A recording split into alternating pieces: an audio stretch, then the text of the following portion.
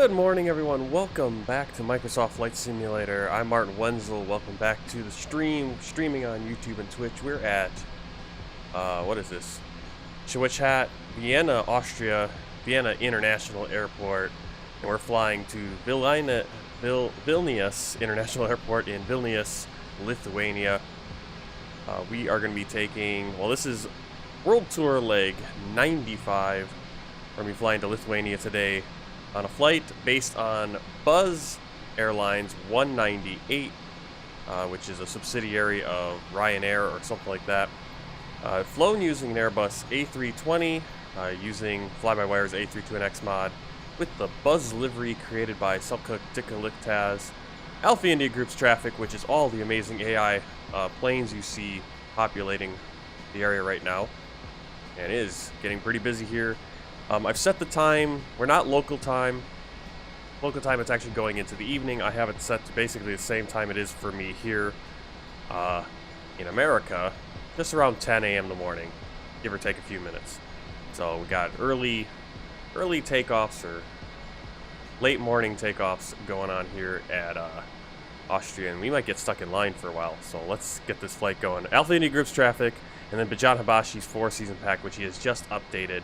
Those are all the wonderful trees and the seasonal trees you're going to see, and hopefully we have a decent frame rate on this flight. Well, thanks all for joining. Let's get into the plane and get it started.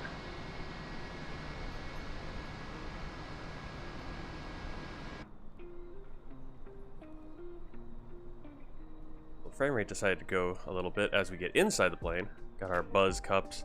I don't know if they've changed the cup model or something to be shiny, because I noticed that on the last few planes. Maybe that's something Selçuk is doing. Alright, pull this in from SimBrief. Come on. There we go. Go to our operational flight plan. 9858 for fuel. Oh, did I say 98?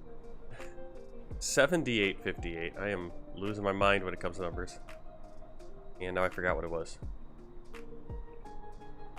I'll just look at the flight plan over here. 7858 on my other screen.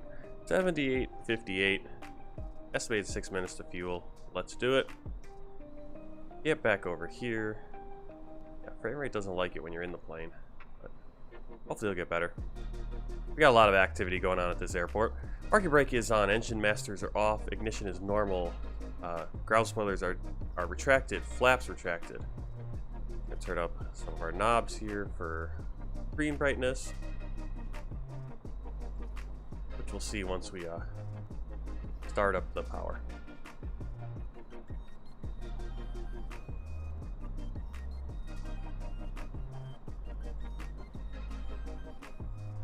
These two knobs are for this panel up here. I know I've had some people ask that. How do I get that panel to light up? So those two knobs right under it. These are for your two first officer screens. These two are for these two screens. These two knobs for these two screens. There's an up and down, plus and minus. Light that screen up if you want. This is for all the kind of lighting around all these words will get lit up. And the same up here. Turn this grimy little knob. And we'll go battery 1 and 2. Power on. Look how lit up it is. Turn off the AI. Pilot. Strobe lights auto. Crew oxygen supply on. Ground control. Get our ADIRS system aligning. 1, 2, and 3. 3 is the backup. 1 is for the pilot, or for left seat. Right seat is 2, and then we need, if we need to, like, if we have an issue, like this shows up mid-flight because the system has gone down, we can switch to the 3 system, which is a backup for either us or the first officer, depending on who needs it.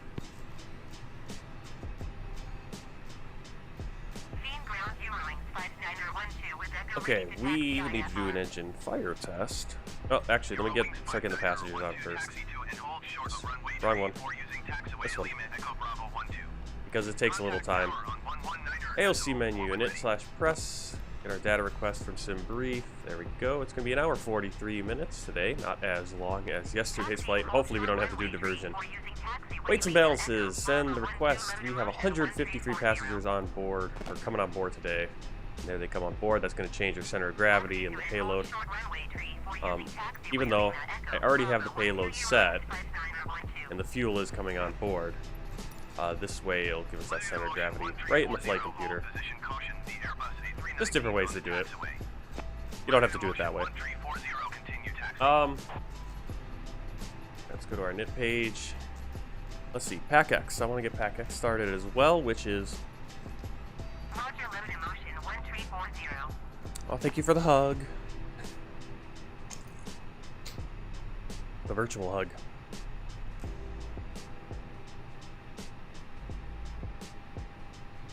Yeah, tell me when to drink. Let's see. We need to turn on... I want to put on play right now. Alright, so we're going to start up PackX. Fly with career mode. Put in an extra few minutes there. Cruise is going to be 37,000. 23,000 is the initial.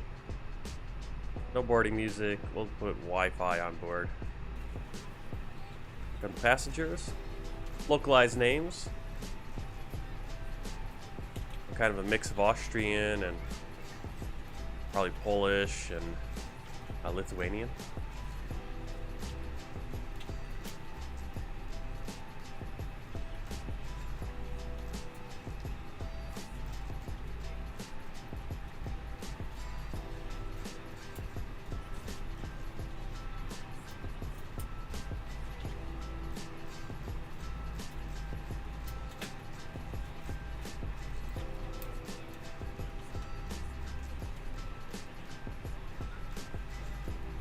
Alright, let's do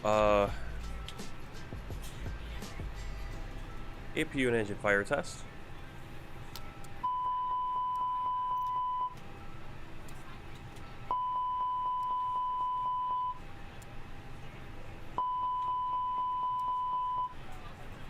Okay.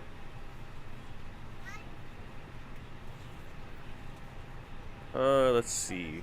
Let's get the Hotas if we can. Vienna airport information, Echo 0900 Zulu. Wind 335.22. Visibility 6. Sky condition, few clouds of 3,400 feet, ceiling 4,800 feet, broken. Temperature 2. Dew point 10. QNH tray 0 decimal tray 0. ILS runway tray 4 in use. Landing and departing runway tray 4. VFR aircraft say direction of flight. All aircraft read back hold short instructions. Advise controller on. Let's get our RF fire clearance. Magic Zone 198 ready to copy. Magic Zone 198. Magic Zone 198 is clear to Vilnius Airport as filed. Takeoff runway 34 climb and maintain 5,000 feet. Departure frequency is 124.4 squawk 0073. Magic Zone 198 cleared to Vilnius Airport. Magic Zone. Takeoff runway 34 climb and maintain 5,000 feet. Departure on 124.4 squawk 0073. Magic Zone 198 read back correct. Contact ground on 121.6. Good day. Alright. So let's set the flight computer up. Main clearance delivery Finnair 1472 IFR to Helsinki ready to copy. Finnair 1472 is clear to Helsinki Airport as filed. Alright, our Runway 34 alternate climb and is maintain 7,000 feet. Departure frequency is Echo 13 Victor decimal Golf 25 Alpha, which squawk is 6743. I believe Vega, Latvia. 198 is our flight number, cost index 60. Finnair 1472 cleared to Cruise Helsinki Airport. 370. Climb and maintain 7,000 feet. For the flight plan, 124.4 squawk 6743. we got Coxer, 172 readback is correct. Contact ground on 121.6 when ready to taxi. and we're going to take an airway Zulu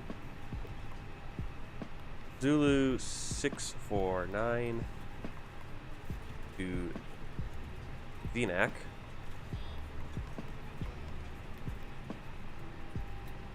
And Mike 985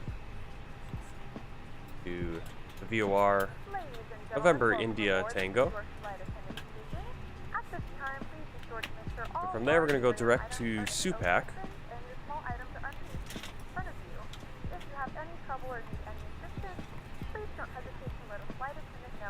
And take another airway. It's going to be Papa 139. Please double check that all your items Gervy. are put away so that the aisle is clear and other passengers can make their way to their seats. From If you're in Gervy, an we'll take emergency Mike exit row, please leave the exit seating 857. responsibilities in the card in the seat back in front of you.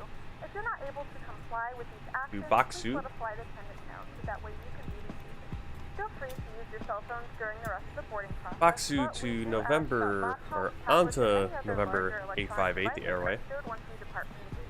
Thank you and welcome To aboard. Urcal.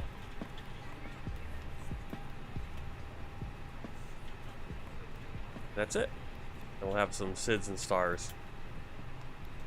So we're taking off runway 34. And we're going to do standard instrument departure, coax 1 Delta.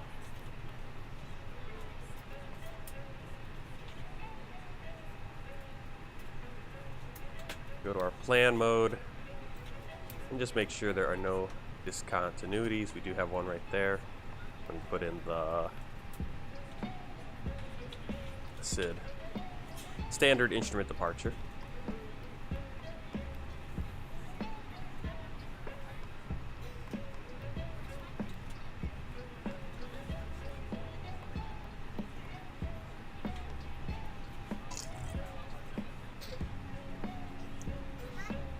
All right.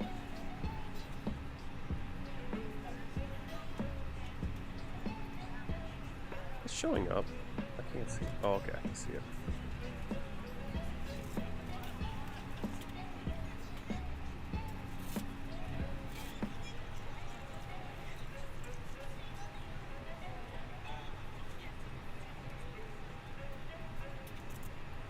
All right, go back to ARC. They'll wait for the alignment. Back into the flight computer. Radio navigation. Don't need that right now. We do need our performance, so we'll go to the performance calculator and start setting up as much as we can on that. So our takeoff weight today, 64,800.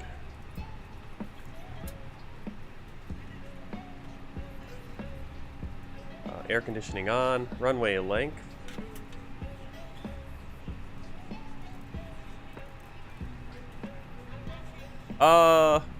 Yeah, we landed. Did you leave before we took off again? I think you did. We landed in what, Sinop, Turkey, 2,000 meter runway, rain, everything, and then we took off again. Well, exited out of the whole sim. Just relaunched everything just to be sure. Took off again, Georgia Airways from Sinop, Turkey to Vienna, and had no incidents besides the usual frame rate issues that we've been having in the last couple weeks, which is annoying. And I'm wondering if it. I'm betting that the frame rate issue is probably because of the before season pack that I have from Bajan Habashi. Pretty intense. It's like having a scenery pack everywhere, and then you start throwing other scenery packs on top of it. So that's probably what it is. All right, we're taking off runway 34 today. Oh, the angled runway, so we're gonna have quite a bit of taxi. 3,600 meters, 340 degrees. Oh, what was that? 3,600 meters. Bad with numbers now. 340 degrees. Airport elevation, if I could find it. 600 feet. And we got the rest of our information in there. So we just need the center of gravity. Go back to this menu, see if we do have that already. Still loading. We're going to be loading rows 1 through 6 pretty soon. Hello, Freya Habsburg. I assume you're related to the Habsburg. Yeah, I didn't have any problem with it before. Like I said, everything kind of started around New Year's or New Year's Eve. I did a long stream on New Year's Eve and basically had to cut short the final flight. I did 3 flights. We started doing a flight from, I believe it was Tripoli, Libya to Amman, Jordan. I know we were going to Jordan. And by the time I got up to Crete or to Cyprus, whichever island it was on the path in the Mediterranean, the frame rate, it was just bad. It was bad. You couldn't fly. You couldn't move the camera. Couldn't move around the cockpit without it just freezing up. So I said, I'm too tired for this. Ended the stream, did the flight again the next day, and it was slightly better, but still had issues. And ever since, there have been frame rate issues. Now, you know, we kind of have frame rate issues right now, and I expect to have frame rate issues in some places. For example, Vienna, Austria. If I'm in a place where I have heavy scenery, if I'm at, for example, this airport and I have a ton of AI traffic from Alpha India Group, which is awesome. That's what I want. It's going to hit the frame rates. I understand that. But why when I'm on cruise? Nope, I just use live weather. Just use the live weather. I don't use any. The only major add-on, and I basically turned off everything. I'm trying to think what I have on. I have the We Love VFR, those mods, so that's gonna be showing up here. I turned off. I had downloaded a ton of Vienna scenery, but when I tried to do a couple VFR flights just before this flight, it kept crashing after a while. I was like, okay, let's turn those off. Those are major, huge amount of scenery. Don't really need it. I'm gonna be flying out, and if I fly over Vienna, it's gonna be, yeah, who cares? I mean, it'd be cool to be able to see it, but you know, every little detail. But we might even miss it at our altitude anyway. So.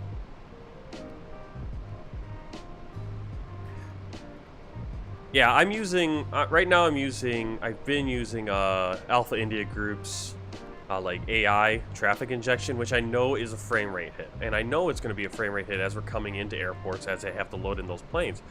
But the weird thing is when we're still 500 miles away, or as soon as I think about our approach, as soon as I start thinking, okay, we're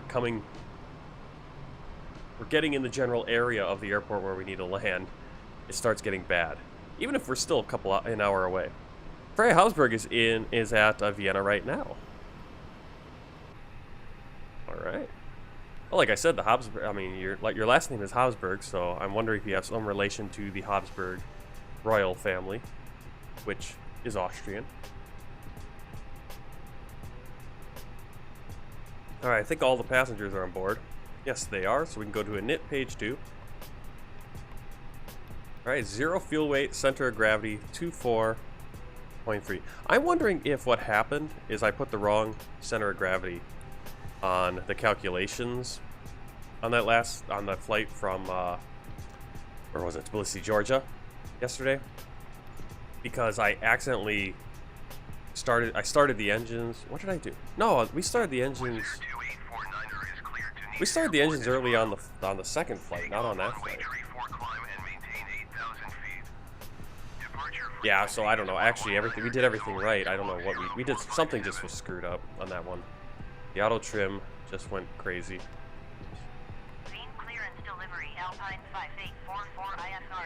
We lost the ATC traffic, or the ATC voices. Also, Twitch has dropped offline. Are you guys still watching on Twitch, or has it dropped off? Looks like it's still going.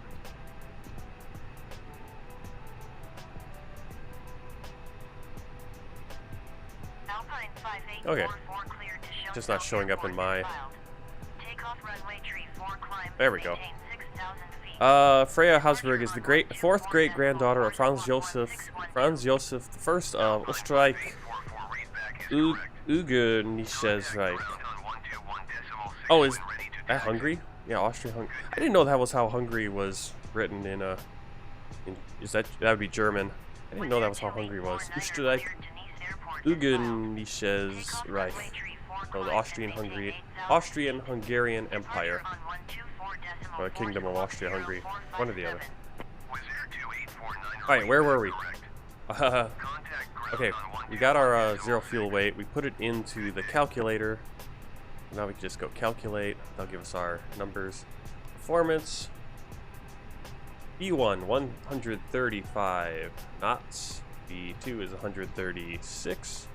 Or V rotate. V2 is 148. Transition is 10,000 over Europe. Thrust reduction, altitude 1400.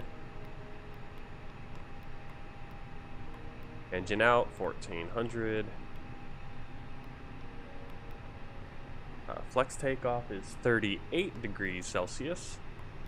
Flaps 1 and up 0.9 on our trim wheel.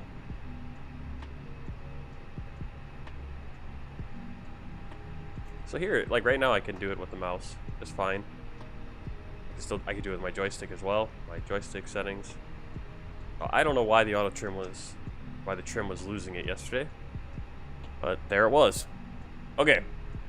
Thanks everyone who's watching on Twitch right now. If you haven't already hit that follow button, everything else, I'm still working on getting the affiliate stuff set up. That got the tax things done, and I had to fill out a survey, and it should be completed. The setup. I don't know why I still can't get the subscriptions, and oh, sorry, my nose is dry and runny at the same time. Wilgern, just hungry in German. Yep. I'm not sure why I can't get the custom emotes and all that stuff ready yet, but eventually coming soon. And then we'll have to kind of figure out what we're gonna do for streams on YouTube and Twitch, because can't do the streams to both at the same time. Twitch has the exclusivity, so we'll have to figure out how we're gonna do these world tour streams, or if we'll do world tour streams on one and do like VFR flying on the other. Obviously everything will end up on YouTube, so if you are watching on YouTube, do not be afraid. The link, let me post it right here. I think this is the link. Let me see, let's try it. Yes. Well, there's the link for the calculator. Oh. Alright, we don't need it anymore though, so that's what I've been using. It seems to work okay. Alright, we got our performance stuff in. Transition altitude, good. Flight plan ready. Okay, let's move on. Let's turn on the APU. Have logo lights on. We'll check up here. Barometer is set. Flight director is both on. FCU, altitude, speed, heading dashed. EFIS is arc and 10. You can see the APU starting to come up over here. Let's go outside the plane.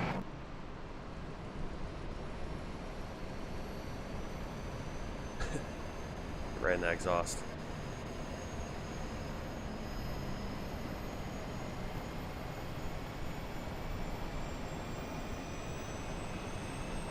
Auxiliary power unit. Delivery Rosia 6604 ready to copy ISR clearance to Polkomo. I wonder if that's that plane right there. It said Rosia. Yeah, Rosia. That's probably that plane right there. That's that Russian one. Where are they headed to? Polkovo.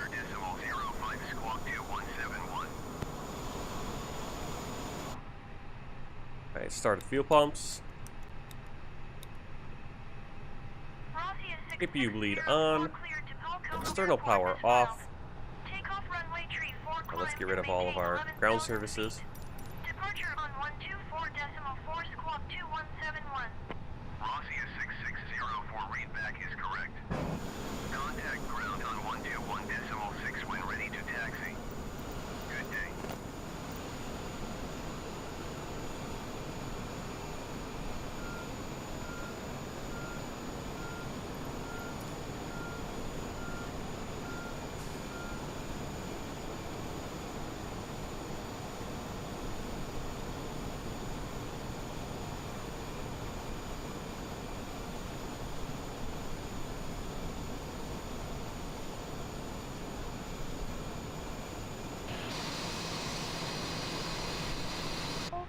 Factor in a full upright and locked position for departure. Cabin crew, prepare doors for departure, cross-check, verify straps, and stand by for all calls. Alright. let's see, beacon light on, and we're gonna get our pushback. Cargo door always takes forever to close. Hopefully they get it closed, otherwise this will be a short flight. Cockpit to ground. This is ground. Stand by. There we go. Door is all closed.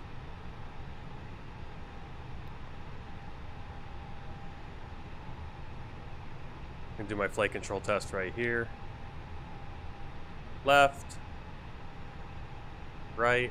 Well, actually, we need to kind of see a lot of the flight controls aren't available yet.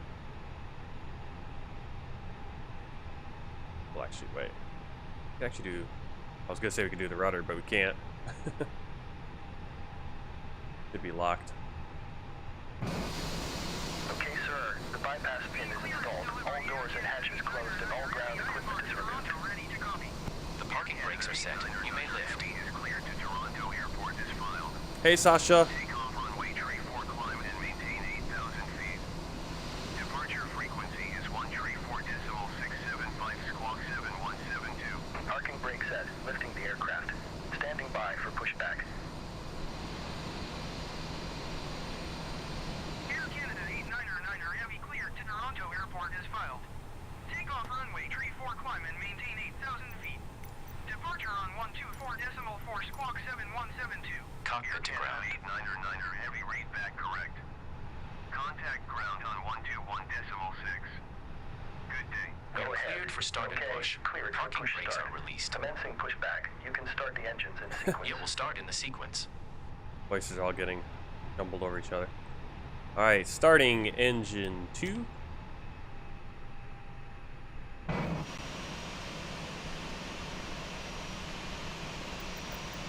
Actually, it's hold.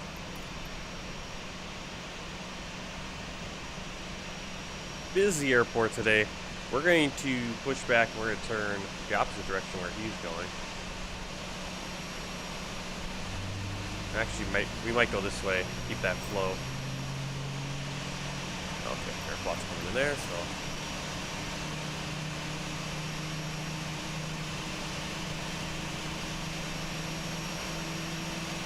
I think we'll clear to go that way.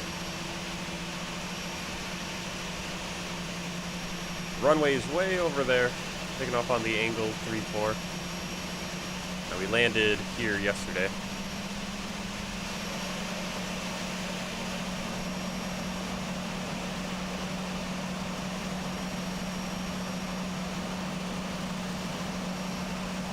Kind of want to see which way Canada's going to go. This is where you have ground. Obviously you have ground control. I think Canada's probably going to turn. Right, start engine 1.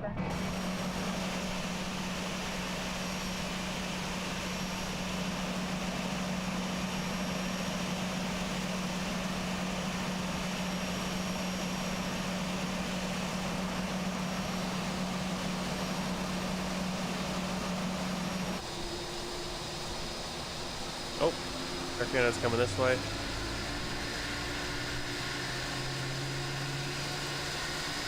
Please don't run into us.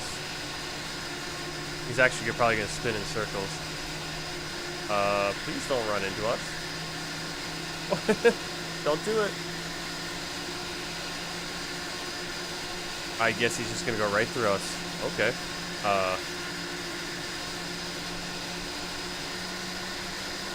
That breaks the immersion a little bit. Get off of me. Usually the AI will stop. It won't just go right into you like that. If Austria remained a monarchic state, I will be married soon. Hence, I am in Vienna International, waiting to fly nonstop to Bangkok to spend time with my future husband.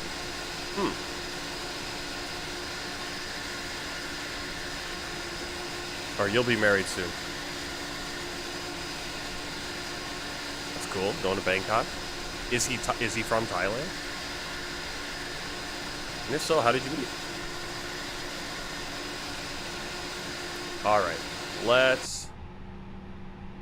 we got our engines. Turn off the APU bleed. Master switch.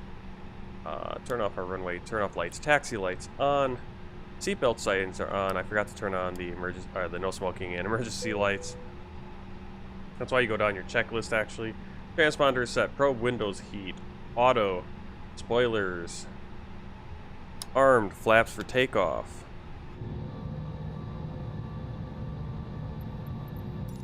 Okay, pushback completed. Please set your parking brake. Parking brake set. Parking brake set. Parking Auto brake brake set. max. Lowering aircraft. Predictive wind shear. Weather radar. Cockpit door. Ground. Locked. Startup is complete. You may disconnect. Or taxi clearance. Roger. Good engine start. Clear to disconnect. See you at the side. Have a good flight. Beam ground Magic Soon 198 with Foxtrot ready to taxi IFR. Holding position waiting for the visual. Thank you and goodbye. He's not Thai, he is a fifth cousin. Alright. Oh, you guys are just going to Bangkok. Contact tower on 119.4 when ready. I flew into Bangkok. Right? Yeah. Did we get clearance? Taxiing hold short runway tree 4 via taxiway Whiskey Echo X-ray 2 Mike Echo Bravo 12 Magic Soon 198. Alright, Mike. Echo. Bravo 12. Alright. So, this is Whiskey. We're gonna take a Echo X-ray 2 out of here.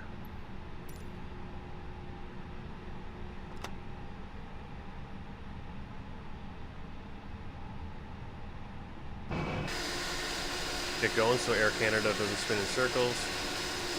Air Canada 89er heavy hold position caution the Airbus A320 on the taxiway. Talking about us. Air Canada 89er heavy continue taxi.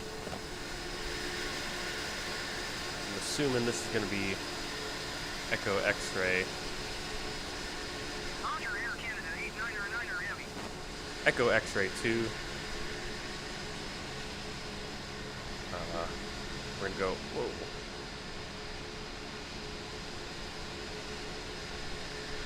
We're going to go all the way down to Mike. Cross Lima. 6 hold position caution the Airbus A320 and on the taxiway. Speedbird This 69er Lima's going continue taxi. a little bit westbound, and we're going to go eastbound. Roger, Speedbird 696.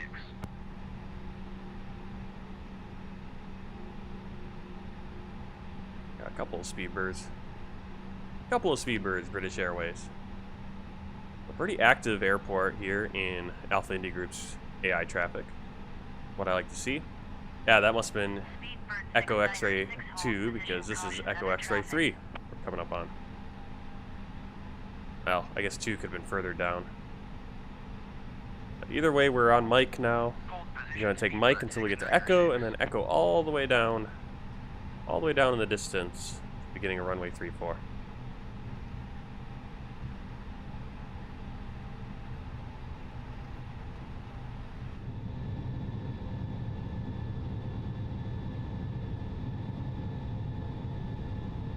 Air Canada 89er heavy hold position caution other traffic.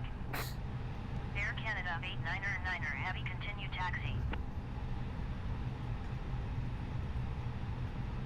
If you're just joining, Speedbird we're doing 696 flight continue 90, what is it, 95 of Microsoft Flight Simulator World Tour, flying into every country in the world via real commercial flights, trying to fly in the same planes they use in real life. This one is flown using an Airbus, even though Ryanair typically uses a lot of Boeing. Alright, we're going to turn right here. That's Echo.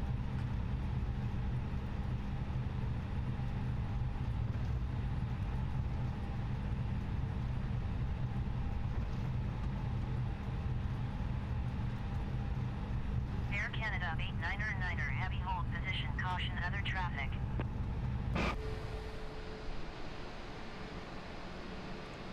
Those lights are in the wrong place. Hold position, Air Canada 89er. I mean, they're for the runway. Air for what is that? Runway 29, but I don't think they'd be right there. Roger, Air Canada 899er Heavy.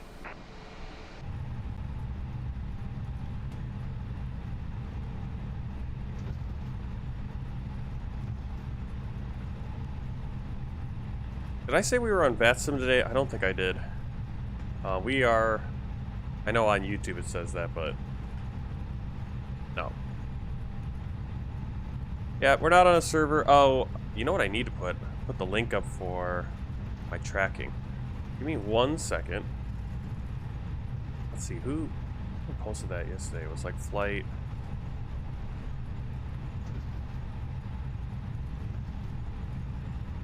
I do have it tracking.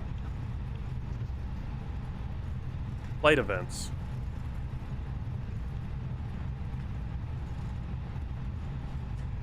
Yeah, here's the problem with Alpha India Group traffic is that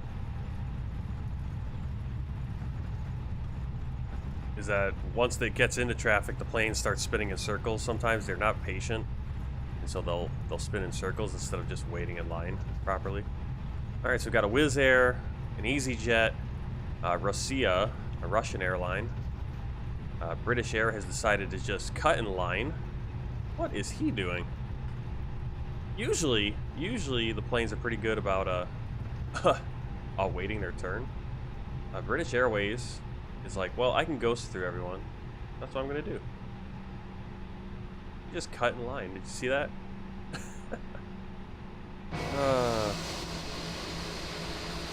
Yeah, he's like, no, I'm EasyJet now. And see, like, one of the planes will always get confused and start spinning around. It's kind of annoying. That is the advantage of VATSIM over AI. That is the advantage. However, there just isn't any VATSIM, there isn't a ton of VATSIM going on right now. There is technically approach coverage for Austria, but otherwise the rest of the flight there's nothing.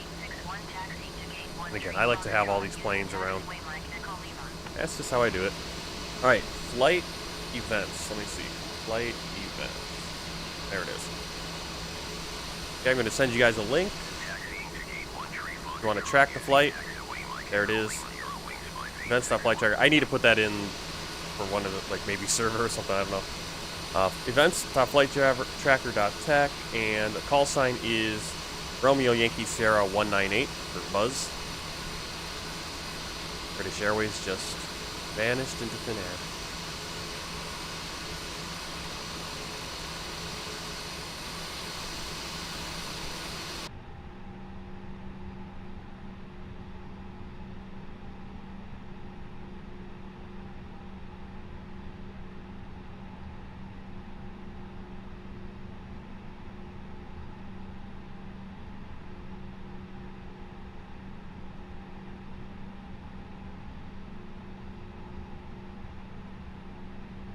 Oh, there's British Airways. He decided to grace us with his presence again. Alright, we're going to do our takeoff test. Let's check. Cabin. We'll get the landing lights on. Please prepare for takeoff. Strobe light on. ATC. Traffic. Altitude reporting. Alright, we are ready. Once, how British Airways decided to... This British Airways plane is not playing by the rules as he gets slammed into by the landing plane. We're having a few issues. Usually Alpha India Group traffic, I've noticed, is pretty good about spacing. The planes will go around. If there's another plane on the runway, they'll avoid each other on the taxiways. Today, I've had a plane go through me. British Airways decided to go through these guys. These guys are doing whatever. EasyJet, stop spinning. You're next in line. Let's go.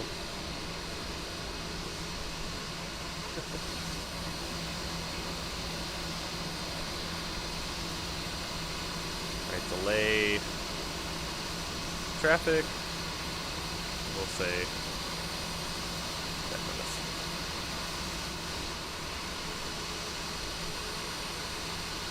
Come on. Come on.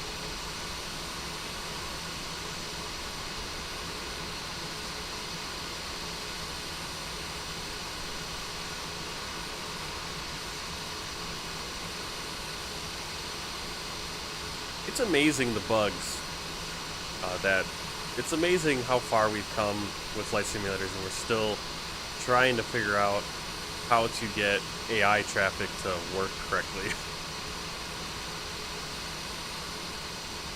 Why is this even a thing that it just spins around in circles? Alright, now here's Air Canada coming. He drove through me earlier when I was backing out of my gate. Not sure why.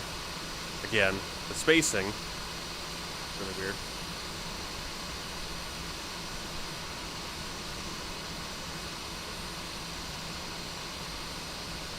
I just bring up the flight let's bring up the flight plan.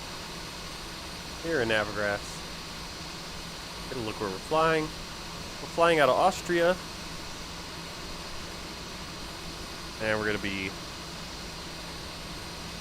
probably a little bit of Hungary, across Slovakia, into Poland, across Poland, and then into Lithuania. Most of the flight's going to be over Polish airspace.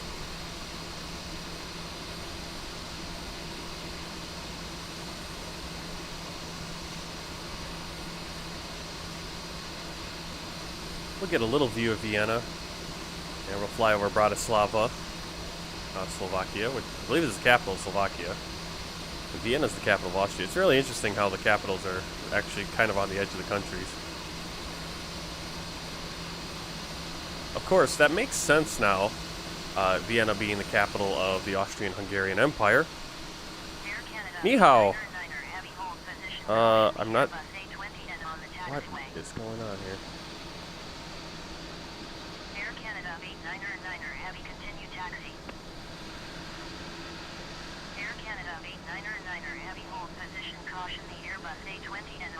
Ni hao, I can't read your name, though. I'm not very good at your name. I know there's a TN at the end. And a ba. Bashuda something TN. Well, ni hao, hello. Welcome to the stream.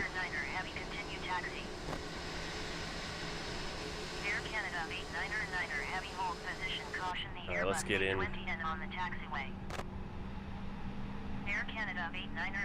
Shut up. Put that away. Air Canada 89er heavy hold position, caution the Airbus A20N on the taxiway. Air Canada 89er heavy continue taxi. ATC's broken. Air Canada 89er heavy hold position. Air traffic control is broken again. It's funny, like the longer it seems like Flight Simulator is having more and more issues as we go further along in its life. Alright, EasyJet is cleared for takeoff. Not sure what happened to that Russian airline. He disappeared.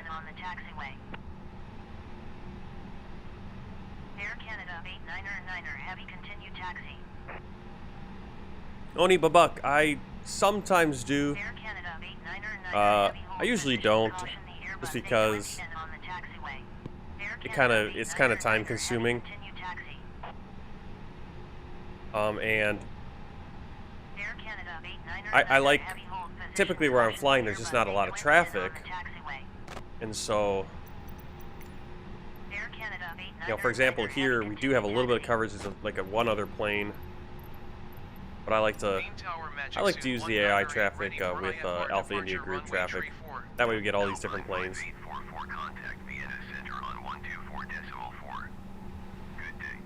It does get kind of goofy. Hold short runway tree 4 magic soon 1908. We're holding for that landing right there, I'm assuming.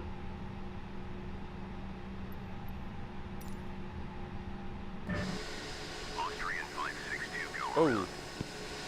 Yeah, he's gonna have to go around because there was not enough clearance. Now see, he's gonna go around, but British Airways jumped on the runway and another plane kind of landed right into him. So it's kind of weird. See, Alpha India Group traffic usually does a pretty good job.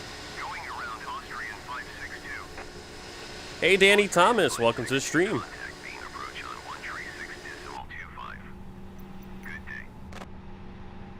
Alright, we should be getting our clearance pretty soon. Be able to at least line up and wait. Austrian 152, exit runway when able.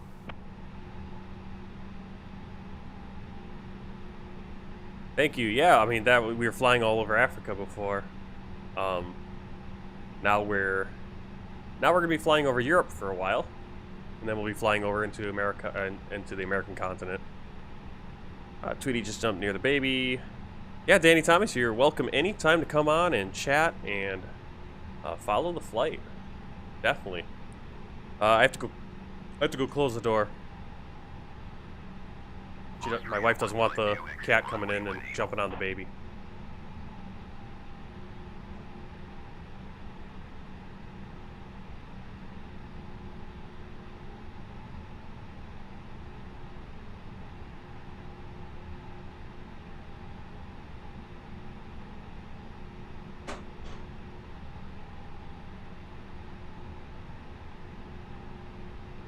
Are we gonna be getting our clearance? Yeah, no trucking today. Well, I switched jobs. Well, I switched position. Well, I switched jobs. Well, I'm still at the same company or within the same company. But I will actually be getting paid by Miller Brewery next week. But we're contracted. Yeah, you can subscribe to the channel.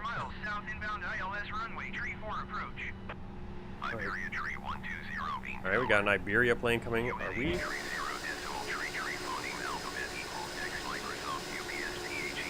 I don't know where that Microsoft X, Microsoft, wherever that comes from.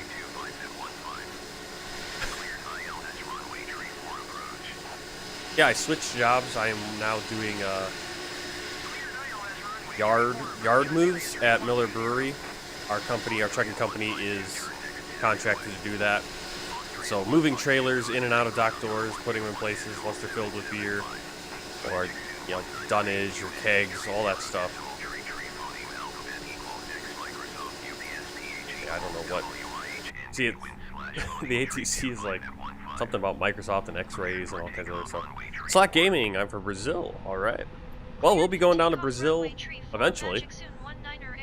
Right now we have to hit all the countries in Europe, and then we'll fly over to North America and work our way down into South America. And then from there, we're going to have to figure out how to get back over into the Pacific and Asia. Yeah, we could just keep going around the world, really.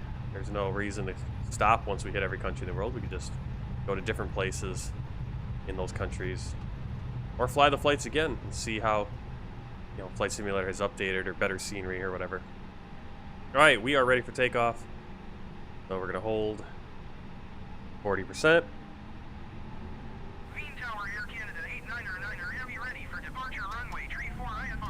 And then flex takeoff.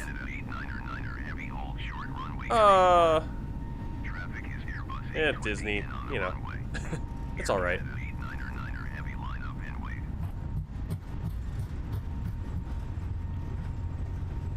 They're taking over everything, kind of messing everything up, I think.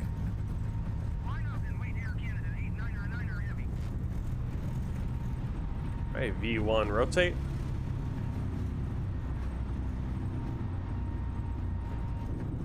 Positive rate, gear up.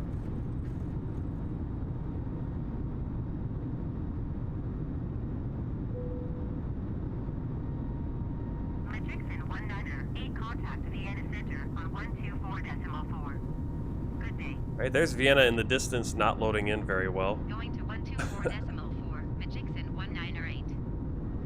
Whoa, that's a weird glitch on the...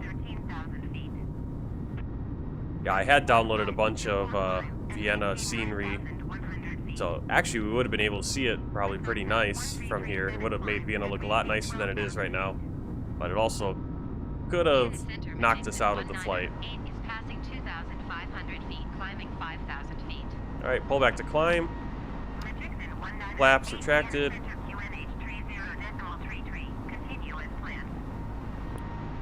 Ground lights off. Whoa. Spoilers disarmed.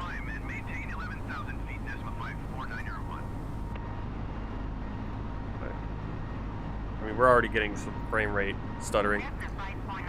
Good morning! Hey, Quilpy! Dad says hi, too. Oh, cool.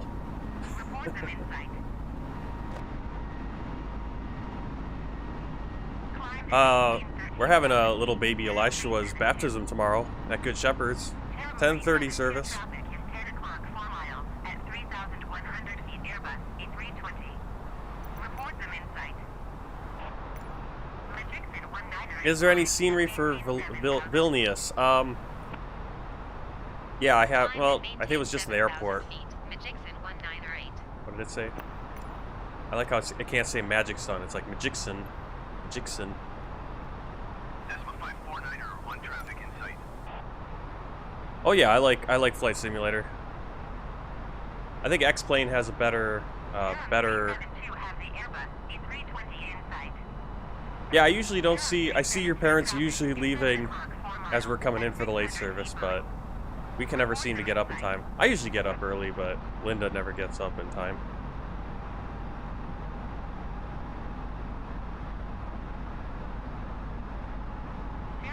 I think if I'm working the overnight shift, once I get into that thing, I'm gonna have to go to the early service because I'm gonna want to sleep by 10:30. Hey, Shaylin G, welcome back. Yeah, Danny Thomas, I like Flight Simulator. I think Microsoft Flight Simulator looks really good. It's the one that looks good. There's still a lot of things for it to work out. Doesn't have the best flight model, and it's kind of gone to crap with the frame rates since the new year. Yep, that's why they have a bunch of services.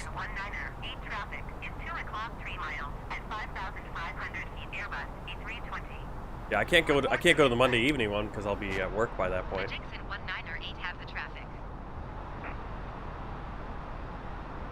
Are we still climbing? Oh, there it is. So we're on Buzz Airlines by Ryanair, so this is a low-cost budget airline. Just started up in Poland. It's now the biggest, probably the biggest airline in Poland now. And they're currently in a little bit of trouble with Wizz Airlines out of, I think Wizz is out of Hungary, out of Budapest, because Buzz and Wizz are so close in names. But I love it. I love the little B on the back there. Yeah, but a low-cost airline, and low-cost airlines always dominate in terms of their size.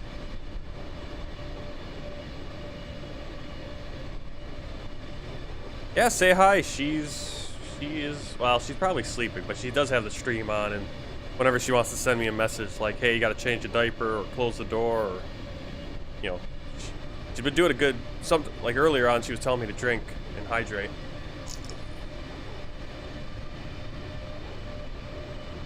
And at some point here on Twitch and YouTube, wants to get to the point where I can add certain things on those. I think you can add different, well, you can probably do it right now. I'm not the expert on all the little commands and how to do all that stuff. Yeah, we're at 7,000 feet. Not sure why they haven't given us clearance further up.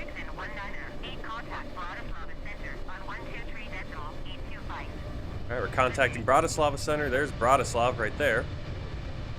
As we pass into Slovakia along the River Danube.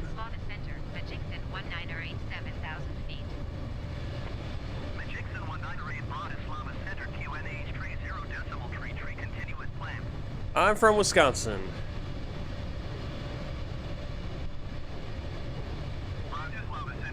Home email, I'm from Wisconsin. Welcome to the stream.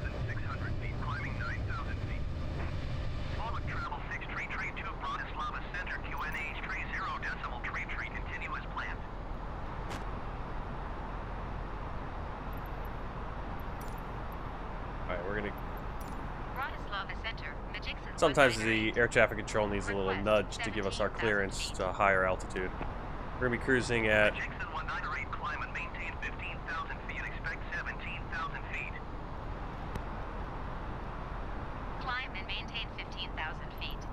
Sounds like the voices came back. Let's see, where... Our initial climb, we're going to be climbing to 23,000 until we get to... looks like Nitra, the Nitra VOR. And we want to clear to 23,000 right now.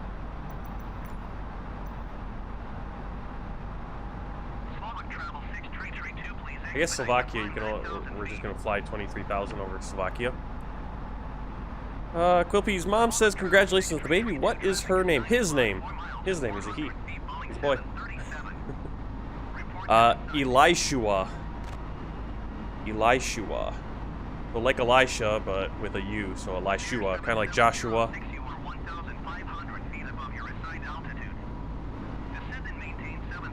Alright, so we're climbing through 9,000 feet. I'm from Wisconsin, Milwaukee, Wisconsin, home of the Milwaukee Bucks. Home of the Milwaukee Bucks, NBA World Champions.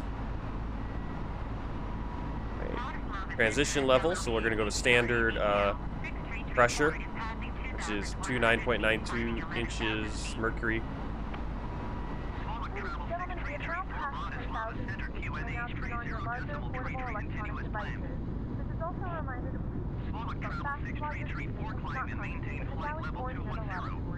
This aircraft is equipped with onboard Wi-Fi. If you wish to connect to the Wi-Fi, you will be required to pay a small fee. We do offer complimentary in-flight communication to our partners. Connect to the Wi-Fi to find out more. Turn off the landing lights. Seatbelt sign, come off. Rincefy, thanks for the sub on YouTube. Welcome to the flight crew.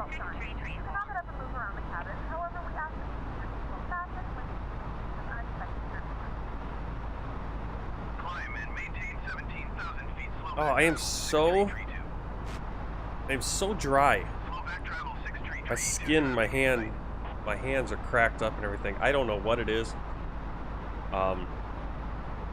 It must be driving around the Miller Brewery yard with the window rolled down, the heat blasting, but the window rolled down in 12-degree Fahrenheit weather.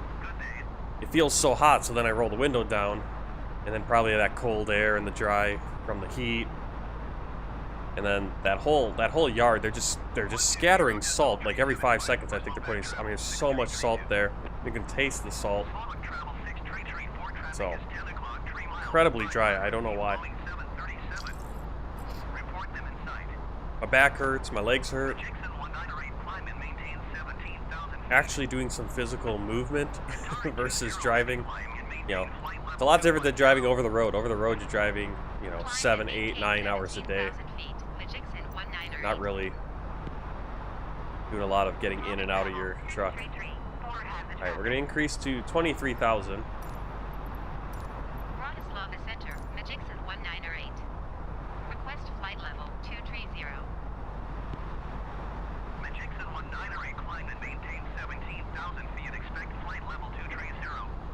I think those are clouds ahead of us, not mountains. There are some mountains there, looks like, and with snow.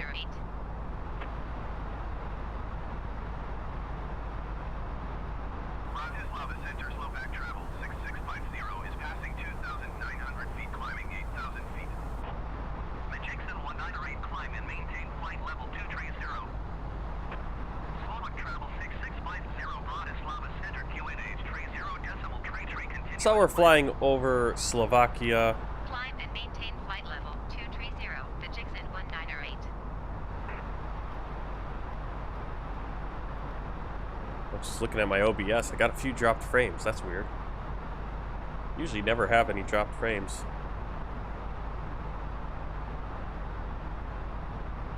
Yep, got the new job. Moving trailers around at Miller Brewery. Actually knocked a door off a trailer yesterday. 4th day on the job, 2nd day doing it on my, basically on my own, with the trainer, the guy who trained me, kind of shadowing. Whoa! Talk about the weather changing. The snow has finally decided to load in. It's kind of snow here, no snow over there. I don't know how it decides where the snow is going to go, but that looks... Yesterday when we were flying into Austria, there was a lot more snow cover, it seemed. That definitely changes the scenery a little bit.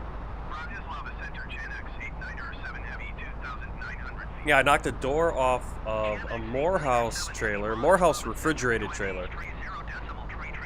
Is it going to decide what the weather is?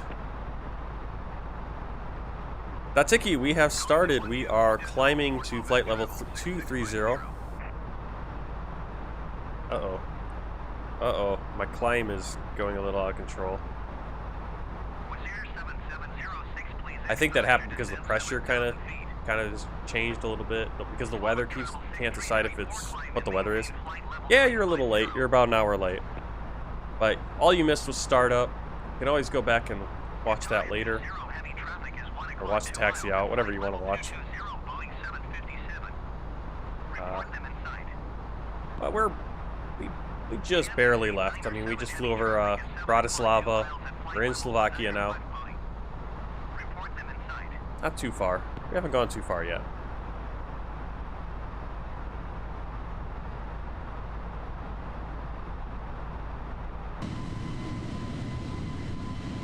So we're flying on Buzz Airlines, or Buzz, I'm not sure if it's Buzz Airlines or what exactly, but it is operated, or is by Ryanair. And so instead of Ryanair operating flights throughout Poland in this area, now I guess it's going to be Buzz. They've done that with Malta Air. Is it Malta Air or Air Malta? One or the other. They basically stole, they just named it the opposite of what the established airline was. It seems like Ryanair is kind of establishing these subsidiaries now. Instead of having the Ryanair livery flying everywhere, they're having more local low-cost airlines. So Buzz is a Polish low-cost airline. It's now the largest airline in Poland because of that low-cost nature. Just as Ryanair, I believe, is the largest airline in Europe. You know, I think, you know, followed closely by EasyJet probably. You know, Buzz has had some controversy because its Wizz Air is not too thrilled. Wizz Air out of Budapest, Hungary isn't too thrilled because Wizz and Buzz are obviously pretty close names. Same kind of concept, I guess.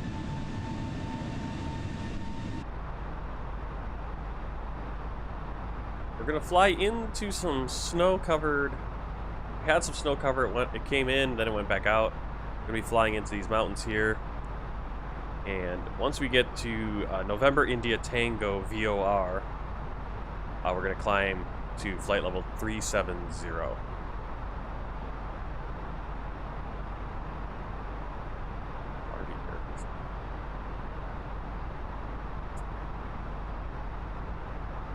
Oh yeah, but I was talking about my new job. Yesterday I knocked the door off of a Morehouse refrigerated trailer, and those doors are heavier because they got the insulation, and you know, so the door comes off as I'm putting into the dock because the door came, like, we have the doors locked open, right, in an open position, so you can load them and then we back them into the dock, and it came off the hinge or whatever, swung in, and then as I hit the dock, it, you know, got busted off, which is about $3,400 for those doors. Each of those doors, the hinges are custom. The doors are pretty, you know, again, pretty expensive things. I'm like, oh, come on. And it's going to happen. You know, as a spotter, you're going to take off a door. You're going to have some damage to a trailer eventually because you're moving, you know, 40, 50, 60, 70 trailers a day. You know, it's not like when you're over the road, you know, you shouldn't be having, you know, your interactions with docks and yards and moving trailers around in busy, congested areas is a little bit less. You know, you're opening and closing doors a little bit less often. So my trainer came over and he noticed that, and one of the doors had already been opened. The door that it got knocked off, it was opened by the Morehouse driver when he dropped it off, because we like to have the doors, if you're dropping off an empty trailer, open the doors, then we don't have to open them.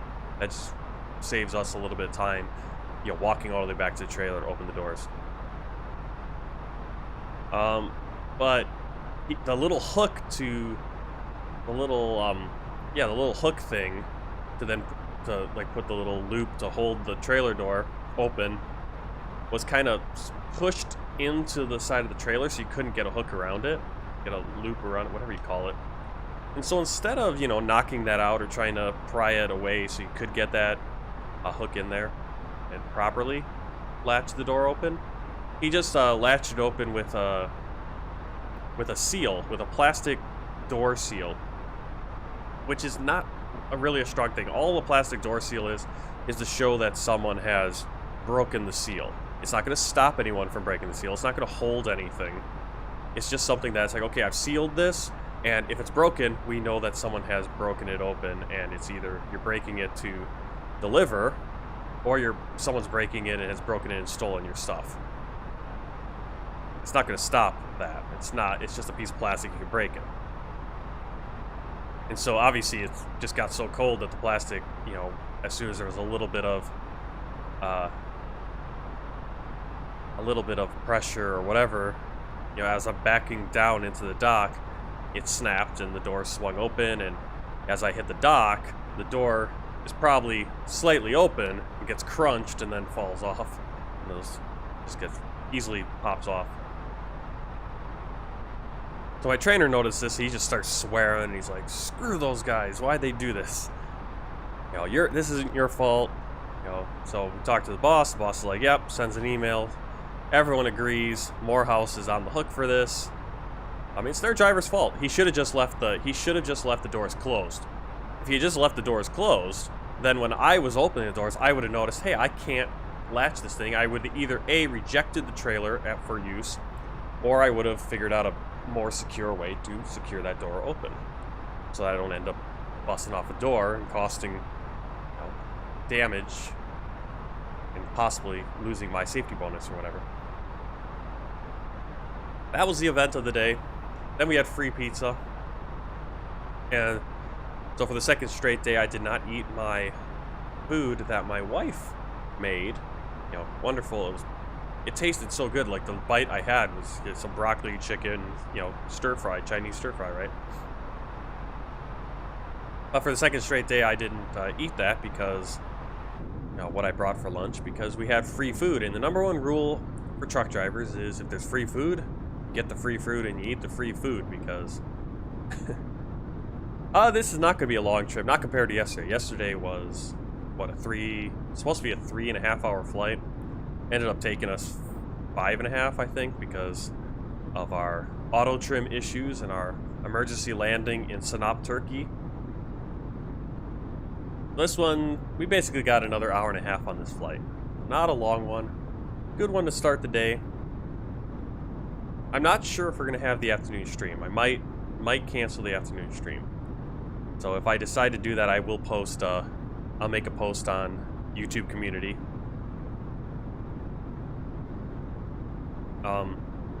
The Green Bay Packers, our football team here in Wisconsin, is playing their first playoff game. Well, not their first playoff game ever, but the first playoff game of the playoffs this year. And that's at 7:30, I think. So I could get that stream in before that, but it's gonna depend on what I do this afternoon. I kind of want to meet up with a friend for lunch, and that's probably gonna be a little bit later lunch because we're not gonna end this stream until probably 12:30 at the earliest. And when we get to talking, it could be it could be hours. So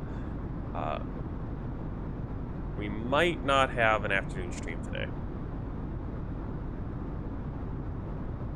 And as I said, I'm gonna be working on scheduling and trying to figure out a schedule to set for myself. This next week, I'm gonna be working nights, and that's gonna be what I'm doing for going forward. Is working 6 p.m. to 6 a.m. So it'll be an overnight shift, and so the streams will be likely in the morning after work, if I do them, or on the weekend. Likely on the weekend, I might do some streams overnight, depending on how that works in our house. Gets a little weird when everyone else is awake during the day and you're awake at night. How that's going to work out. But eventually we'll get a decent schedule down, so have somewhat of an idea when things are happening. All right, we're headed to Pushback. We can actually increase our altitude at this point to 37,000. Bratislava Center, Magixon 1908. Request flight level 330. Magixon 1908.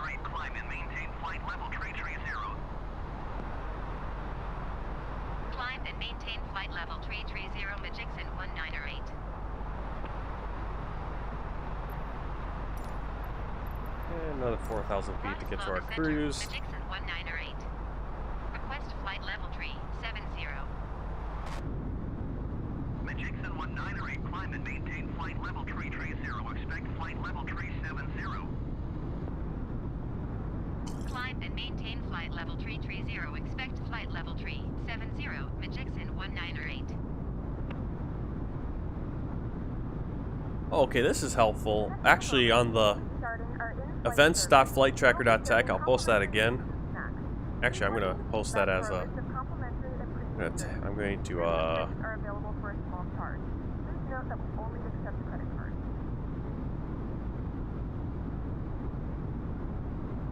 pin that message.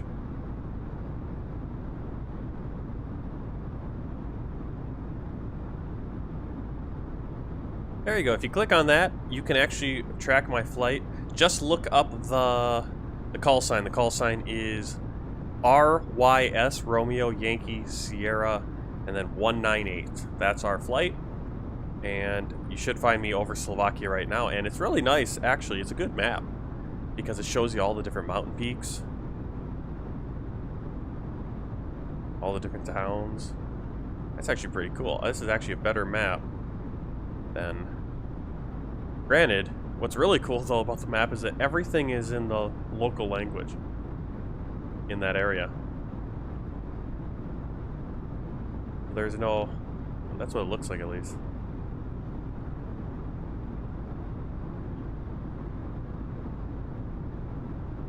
Osterreich.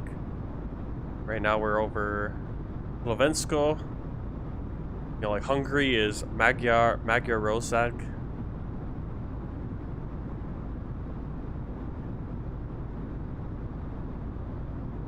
If you want to see what the names of these countries and the names of these places are, not in English, but in the, you know, in their actual local language. There you go. Polska, we're almost to Polska space. We're not gonna be able to see a lot. We got a lot of cloud cover below us. Should be a good descent if we hang on to it as we get into Lithuania. How do you get Lithuania from Lithuania? Again, I'm reading it like it's English though. Maybe there's an N in there or something. Lithuania, how do you get that? I don't know. It's really weird how the English names versus the name of you know, the country itself.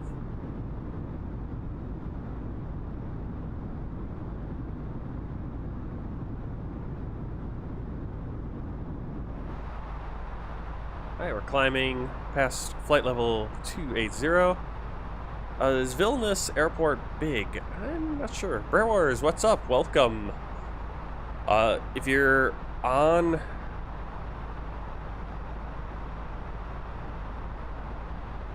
why is that?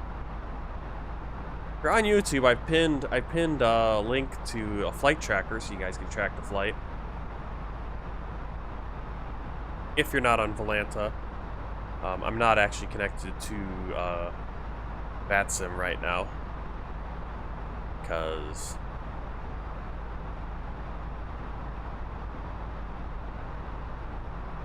well, just because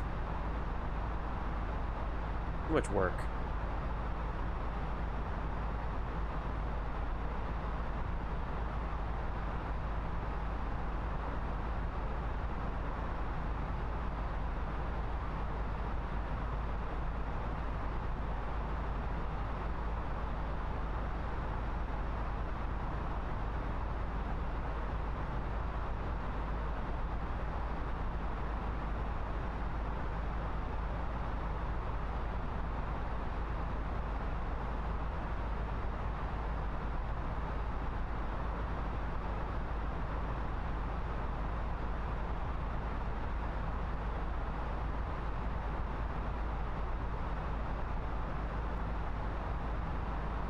Rensify says that Vilnius airport is pretty big. Alexandru, are transatlantic flights operating in Vilnius? I don't know. Let me see. I can check. Microsoft flight from. It's a good website called flightsfrom.com, and not all the flights it shows are actually operating anymore. But it's a good place to start, kind of see what's there. What is that, Vienna? Yeah, Vilnius. Let's see what flies out of there. No, it doesn't look like there's any transatlantic. Looks like the longest flight is probably to a 4-hour, 20-minute flight out to Iceland. Yeah, basically it. Basically, the extent of it goes out to Iceland. Furthest south it goes is to either Malta or Israel. Furthest east it goes is Armenia, Yerevan, where we were. And well, the furthest north would be Iceland, but it flies to all the Scandinavian capitals.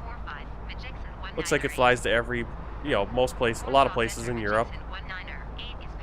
Except for Eastern Europe, not a ton in Eastern Europe, like Bulgaria, Romania, Hungary.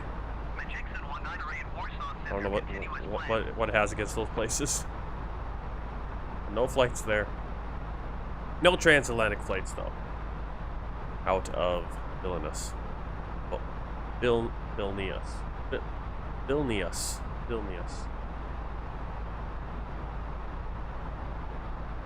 Alright, what happened? What did we get?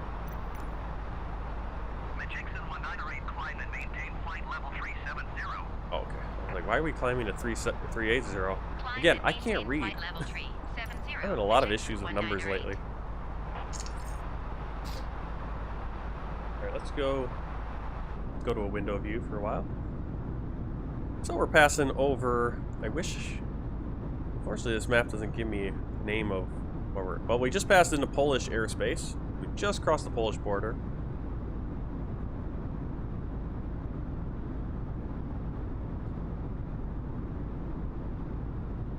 So we're going to be coming up on Krakow is going to be the major city. Likely, it's probably going to be just off to our left in a few minutes. Krakow.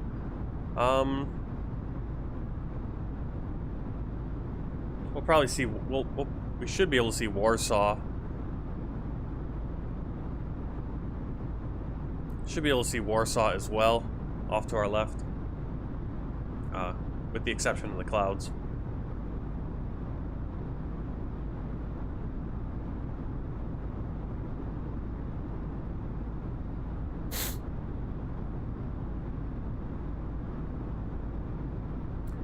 When do you fly to Malaga Costa del Sol? I don't know where Malaga Costa del Sol is. Malaga Costa del Sol. Let's see. Oof. I want to go there. I want to be there now. Oh, that looks pretty. Well, maybe it's a little too busy for me. Like I said, I like going to the islands, but I mean, it looks like a beautiful place though. Wow. I like the beaches. Like I said, we went to Koh Lipe, which is kind of an unknown island in Thailand. It's not one of the overly, I mean, it's pretty tourist. I mean, it's obviously completely touristy, but it's not as heavily known as, your typical Pacific, Indian Ocean islands. Well, where is this? Malaga Costa del Sol. Oh my goodness. Famed for being the birthplace of Picasso, Malaga serves as a gateway. Okay. I'm assuming... Ooh, it's a Mediterranean town. Okay. Spain. Malaga, Spain. Alright. On this world tour, I don't know, but if you want, we could definitely do some kind of flight. I'll just see if there's scenery. And we could definitely do a VFR flight there sometime. Which I think would be better anyway. Let me put it into my Discord. Flight requests. That way I have it written down somewhere.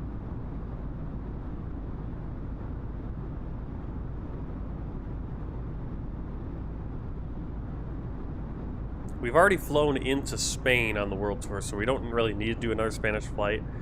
But there's nothing saying we can't or we won't. We might if we need to, like to set up for another flight. I don't know if going to Malaga del Sol. I'm sure Malaga del Sol probably would be a good place to fly to set up for another flight. I'm sure it's a pretty good international destination. Let me see. Let's see what kind of flights we got going in and out of there. Malaga del Sol.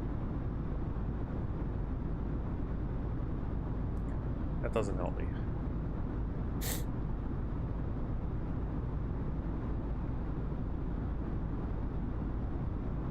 Oh yeah, lots of flights going in and out of there. Yeah, so... Ooh, and that wouldn't be a... Oh, we passed there when we were flying from Portugal to Algeria. Yeah, okay, I know where that is now. Well, we do have to fly down to Gibraltar. I think we have to fly to Gibraltar as well. Oh. Maybe. Could end up on there. I'll keep it in mind. Looks like we could easily fly there from any number of places, and then fly to another place where we could easily, or fly out of there. Need to figure out a way to fly into Gibraltar though. Gibraltar, North Front Airport, Gibraltar. Okay, all the Gibraltar flights are going to be from England. Oh, they're going to be pretty decent length flights.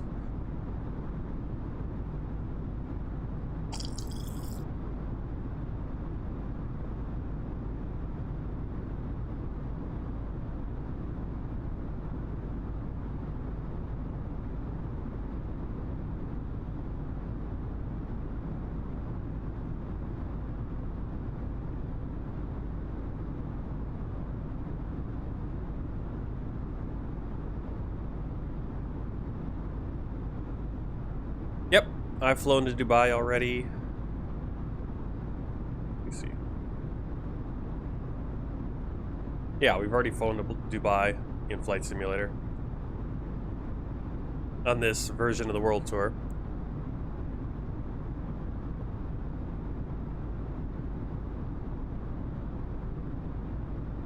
So, you can definitely search on the channel. Definitely search on the channel. All the flights are there. Search Dubai, and you should find the video flying in and out of there. Let me see what flight it was.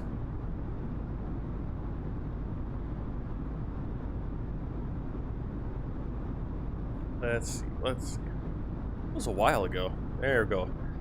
Flight 34 and 35. We flew from Jeddah, Saudi Arabia to Dubai, and then Dubai to Hagizia, Somalia. Or Somaliland, maybe. Yeah, Somaliland. Which is in Somalia. Disputed area. That's the only time we've flown there, I think. Yeah, somehow we've only flown into it once. There's some places where I've flown like multiple times just to keep resetting up. Yep, but we've flown into Dubai.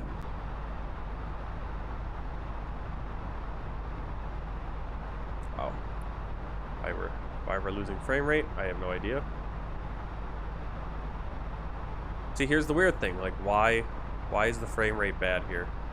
What's the reason for it? Is there a lot of scenery? I don't know. Doesn't seem like there should be. And if there is, why?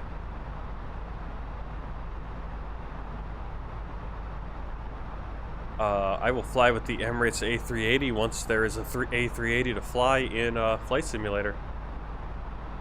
Preferably a free one. But if there's a paid one and it's from a reputable, good company and it's really good, I could buy one. There's not a lot of airline selections so far, or airliner selection. Microsoft Flight Simulator yet. We got the 787. 747 from Azobo, and then the A320 from Azobo, which don't use it. Use the A32NX mod, which I'm using. And then beyond that, I mean, there's the CRJs, which are the smaller regional jets. Those are pretty good. And then everything else that's sort of come out has been kind of a little hit and miss for quality. I know a lot of people are like, oh, fly Captain Sim's 777. It seems like Captain Sim's 777 is just kind of a copy and paste from assets from the other two Boeing planes that came with the game. And so you have to buy if you buy Captain Sim's 777, same with a Bredock 737. You buy those, but it's using assets from planes, especially the 787, which you have to buy the premium deluxe edition of Microsoft Flight Simulator. So you got to buy a certain version of the game and pay extra for that, just so you can fly this plane that you're also buying on top of it. And I think all your assets should be included in the plane purchase, not require an additional purchase of the top version of the game. In Flight Simulator, do you have Blue Air? I mean, like, you mean the airline? Let me see. Let's see if someone's made a livery for it. A paint job. Blue Air. I haven't downloaded it yet because I haven't planned a flight with Blue Air yet. There you go, Blue Air. Yep, Blue Air Romania with a fly-by-wire A32NX. So, yep, there is one. So, if I schedule a flight that requires it, it'll definitely be in that livery.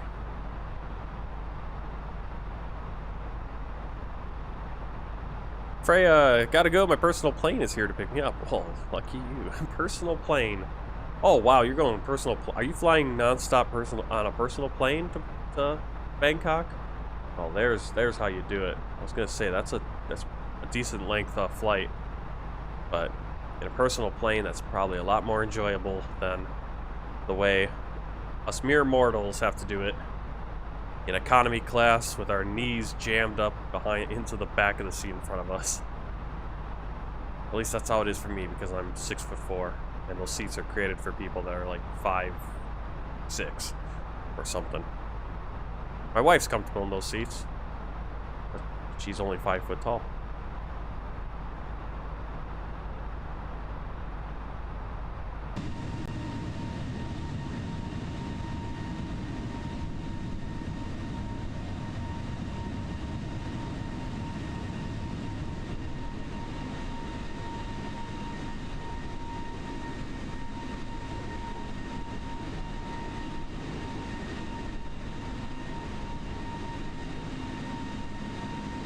Yep, I have Teram Airlines. We're going to be flying it. Let's see, what flight are we even doing it on? It's coming up. I don't know how. Okay, it's not coming up soon, but I have scheduled a flight. I even have a screenshot. I thought I took a screenshot. I think I took a screenshot of it for my thumbnail. Guess I haven't made the thumbnail yet. But I do have it. It's ready to go. It'll be flight 116, so we're on flight 95, so what, 20 flights from now? We'll be flying from, let's see, we're going to be flying from Bucharest International Airport, Romania, to Chisinau International Airport in Moldova. We'll be flying on Teram Flight 701. Hey, Hawkeye Aviation, welcome back.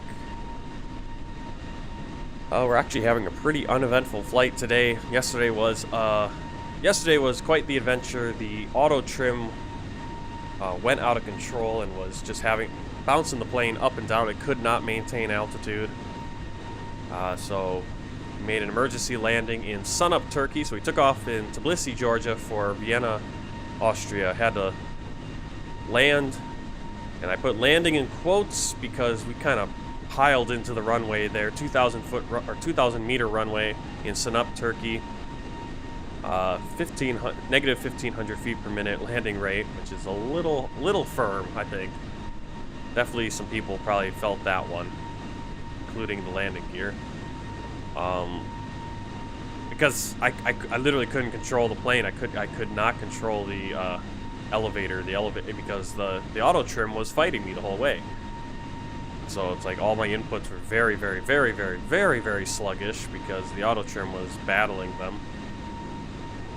But we we reloaded everything, started a new flight, Georgian Airlines again, from Sanap, Turkey, all the way over to Vienna, Austria, and completed it without incident, besides the frame rate issues that we've been having since about New Year's Eve, and which have not seemed to have gotten better.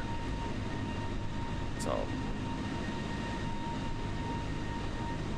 and now we're flying over Poland in Buzz colors, Buzz by Ryanair, biggest low-cost airline now in Poland.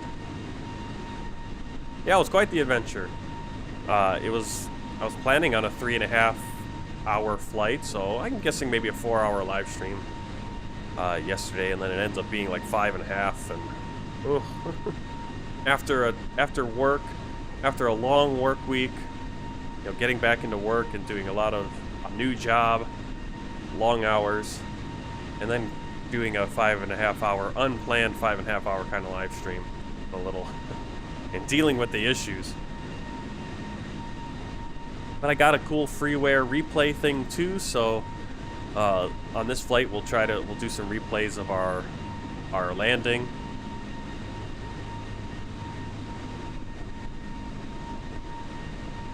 I'm recording the whole flight though. I don't know. I'm not really sure why I did that. We could jump all the way back to the beginning. Watch our takeoff.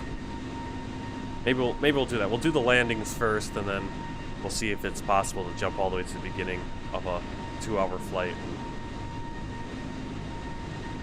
Still figuring out how to do these replays in Flight Simulator. Whether it's a free outside thing, whether it's the Microsoft Flight Simulator replay system itself. You got to be very careful of like keeping the engines on, putting the plane in the state you want it to be in the replay, so which lights are on. It actually did pretty good. It did pretty good. I think the only thing that was kind of weird is that the flaps were not extended, because we had retracted the flaps, and then the spoilers were extended on the approach when they weren't, but that's because they had extended, obviously, on the rollout, and I hadn't retracted them. But it worked pretty cool. It was pretty cool watching the landing in Austria. We ended up landing in the dark. Sleet coming down, so you got to see the sleet on the passenger windows as we, made our approach and landing in Austria.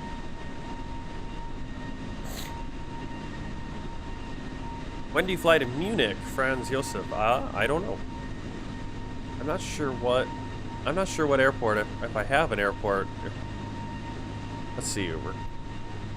How am I flying? Yep, I don't have a flight planned into Germany yet. My last flight planned, and I'm probably gonna have to. I'm still kind of working on the last few flights. Is we flew. So we have that Taram flight into Moldova, and then from Moldova I'm flying into Moscow. But not the main Moscow airport, but the second biggest one. But then from there, I planned to fly to Belarus. But once I get to Belarus, there's just no real good flights out of there that I want to go on. But I'm guessing that no matter what I do, if I fly into Belarus, I'm going to be in that situation. So I'm probably just going to have to bite the bullet and do that. And then from there, yeah, I'm not sure. But we might. I haven't decided which airport I want to fly into in Germany. I'm gonna have to look and see which airports. I know I have. Hey Sasha, hey Davis, welcome back to the stream. Yeah, Alexandria, I'm gonna be flying whichever airport I can find the best scenery for. I know Frankfurt, I have really good scenery for it. Munich, there might be as well. I like to do free scenery. I'm not buying airport scenery right now. I don't have the extra money to do it. Obviously, if we get to the point where there's more money coming in on this channel, definitely be putting that towards airports and planes if I can.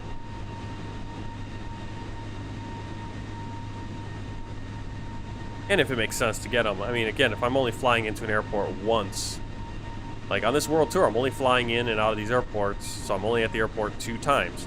When I fly into it, when I fly out of it, and then I never see it again. So there's not really, doesn't really make sense for me to buy the payware scenery for some of these airports. And some of these airports have such good, like I'm thinking Gatwick. They're working on it. There is a project right now working on Heathrow, but Gatwick, someone's working on that one, and it looks amazing. It's amazing. I mean, you know, maybe the payware is better optimized, or you know, is slightly more accurate or something, but I can't tell. It's not my home airport. We are about to touch 1K. You mean subscribers? We're getting there. This last month we've I've gained almost 100, so it's been the best month by far in terms of subscribers over on YouTube. So you guys have been amazing. Are you planning on adding new mods? Oh, like new moderators for the channel? Not right now. I mean, there's not a crazy amount of stuff that needs to be modded right now. And if you're talking about modifications in the sim, I'm always adding mods in the sim, modifications.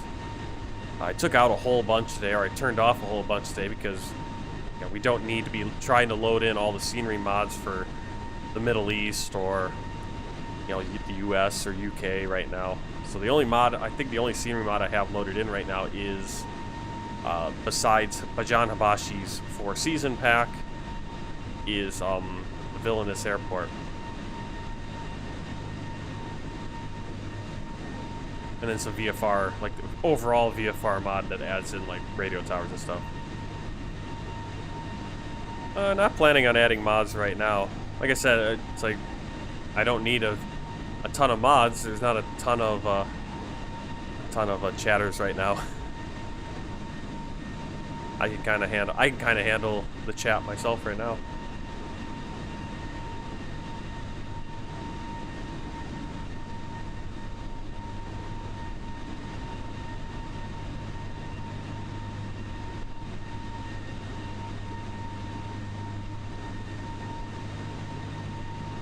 What do you mean, has Alex joined? Like subscribed? I don't know.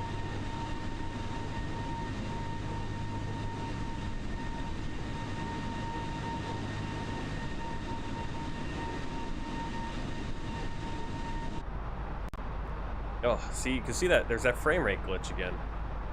Why? There's like a bleed or something with this. Like when we take off, it's fine, and then later on in the flight, it just gets progressively worse. And I don't know if there's is there a program I'm running that's doing that? I'm just looking at so I just pulled open Task Manager. Like basically, it's between 2 big hogs of my computing power, graphics, all that stuff are Flight Simulator, obviously, and OBS Studio. Everything else is basically just sitting there, not really doing much of anything. I'm not maxing out the memory at all. Like the GPU, my graphics card is where it's game maxed out, and that's probably what it is. I'm probably just kind of reaching the limits of my graphics card right now.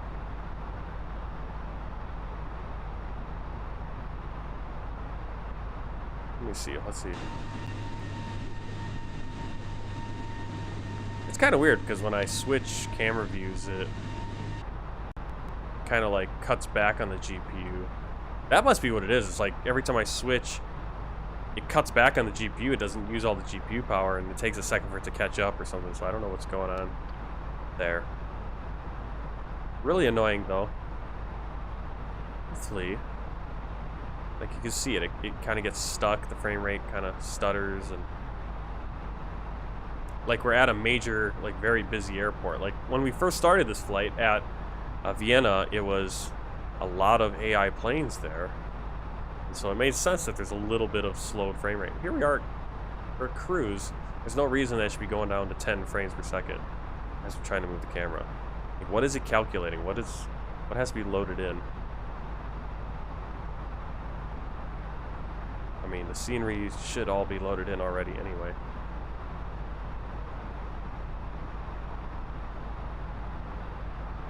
Sabiha? I don't know what Sabiha is. Has your plane play up yet? No, plane's been good. Plane has been good today. So I don't know what happened on that flight. You can see the trim kind of slightly moving, as it always does, just to keep everything smooth. But it's not, yeah, it's not like you saw it yesterday. It was spinning like crazy both directions. It was just over-correcting, over-trimming.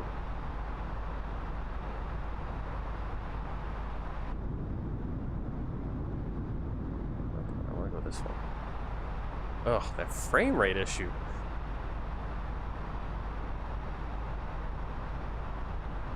I mean, if anyone, yeah, I'm gonna have to do a.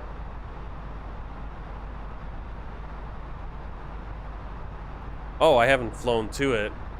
Did you ask me to do a Fly Pegasus flight? Are you the one who asked for that?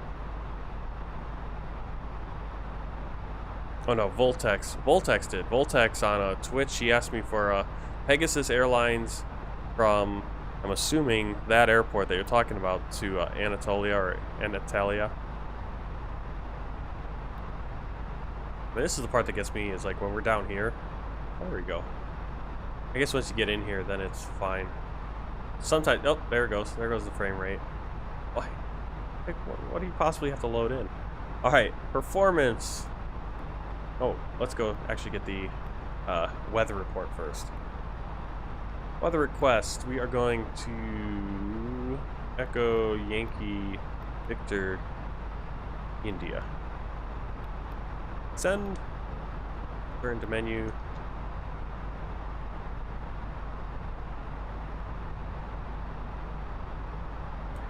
Is there a flight tonight? I think right now I have it scheduled for. And again, the schedule right now is very much, I mean, there's just so much going on this week, and so I have these kind of scheduled out, but doesn't mean they're going to happen. Yeah, I have it scheduled for 4 o'clock in the afternoon, so basically 4 hours and 17 minutes from right now. I'm guessing I'm not going to be doing a stream tonight, but I might do that flight. I'm going to have to see how long it is, too. Vilnius, Lithuania to Copenhagen, Denmark.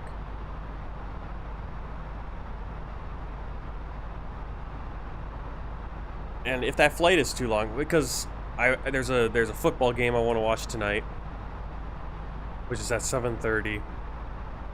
Obviously, once I'm done with this stream, I hopefully want to go out and eat some lunch with a friend of mine.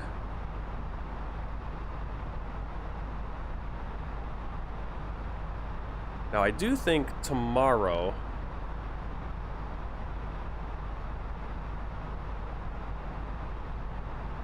Tomorrow we should have. I should be able to get a flight in tomorrow. But tomorrow's going to be a little bit busy too because it's my son's baptism. We're going to be, after church, we're going to have friends and family over, likely for a while, and so it'll be later in the afternoon or in the evening for that stream. And I have the stream I have scheduled right now is like for 7 o'clock. I don't know if I'll do it that late, but everything's kind of up in the air right now. Like I said, the schedule is very loose. Trying to figure out when things are going to be. Once I get into a flow of like, okay, this is my work schedule, this is my sleep schedule, because right now, come Monday, right now I get up, I've been getting up this past week, I've been getting up 5 in the morning. On Monday, I'm going to have to get up at 5 in the afternoon. I'm going to have to sleep during the day and get up at 5 in the afternoon and go to work at 6. And so it's going to completely flip when I'm doing things next week, and then figuring out, okay, how's that going to affect weekends or my days off. Hey, Classic Evil, welcome back to the stream. Just talking about figuring out stream schedules. And I'm sorry, I know it's a pain in the butt when you can't really know exactly You know, I'd love to just be like, okay, here's why I'm doing it, but it's also dealing with, you know, things coming up. You know, obviously having a kid, a wife and kid, you gotta work around that. Not work around. It sounds kind of wrong, but it's, you know, making sure everyone is getting what they need, making sure we're getting the laundry done, the shopping done, what we need to do, and that's going to come first. Otherwise, the stream suffers, because then I'm freaking out as I'm landing, because it's like at any moment my wife's going to bust in and say, hey, we got to do this right now, this moment. You've been streaming for 4 hours. Tonight is like this written, correct? Oh, yes, tonight is, yeah, tonight would be one word. You're right, Alexandru. Yep. Yep, Sasha had it, put a space in there where you shouldn't. I found right heart. That's alright. Life comes first always, yep. Like I said, it's like I'm hoping I can get into a rhythm.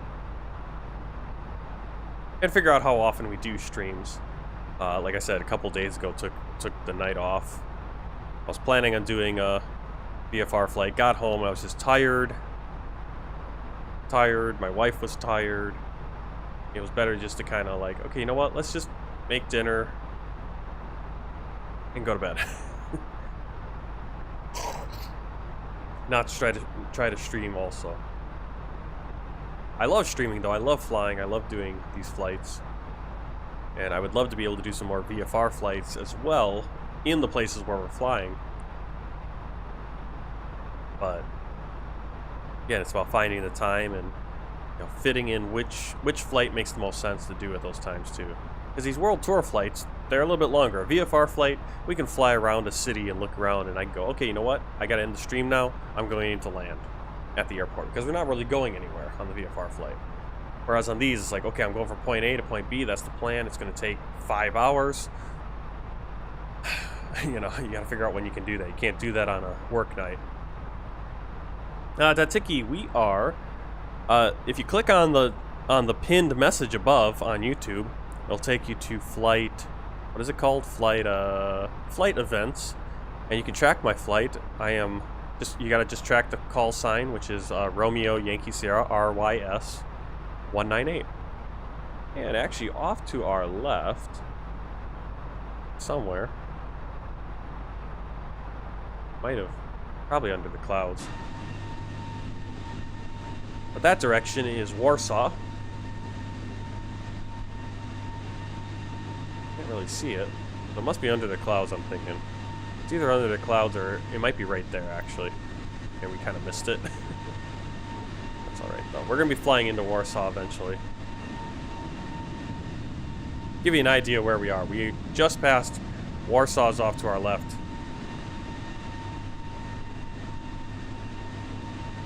And we are coming up pretty soon on the border with, what's that going to be? Belarus. We're actually going to cross over the corner of Belarus. Amilcar P, welcome to the YouTube channel. Thank you for the subscription. My wife is telling me to hydrate.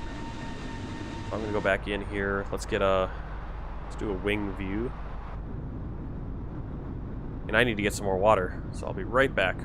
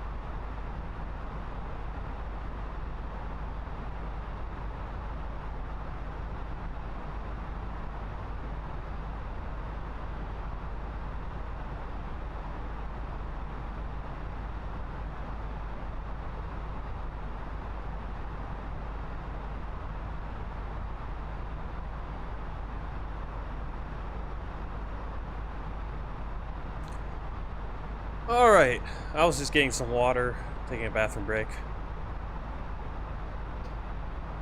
I know I need to add some graphics or something, like diaper change or bathroom break. Pilot stepped out of the cabin. Alright, let's see, what do we... Alright, we haven't gotten anything from anyone lately. We are right off to the left there.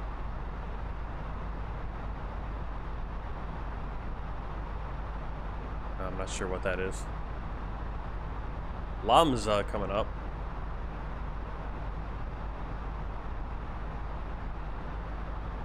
In the distance.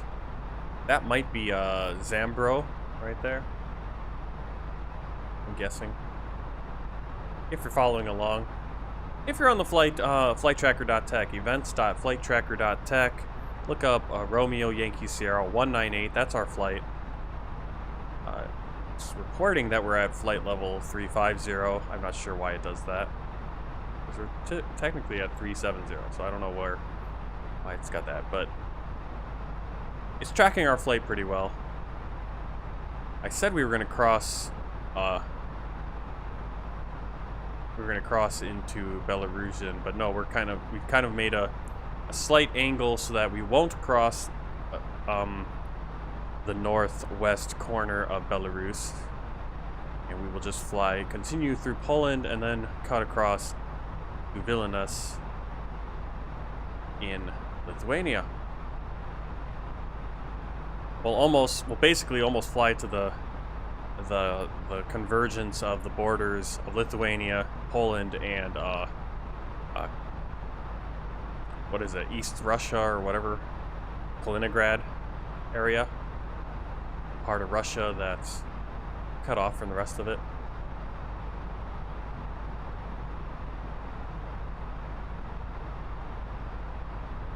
And we're gonna battle the frame rate death. Alright, we're gonna print this off and go to our performance page.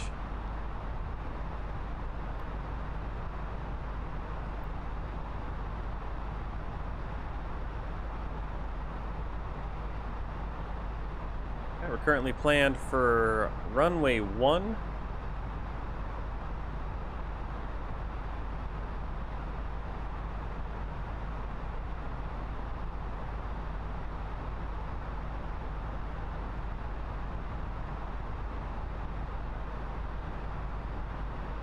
Save all my charts so they're quick to access on Navgraphs.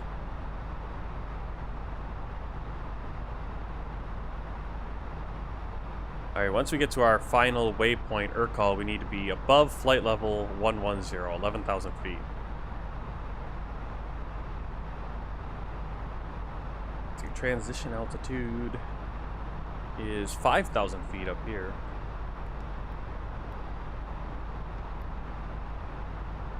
And a minimum on our ILS approach can be 853 feet.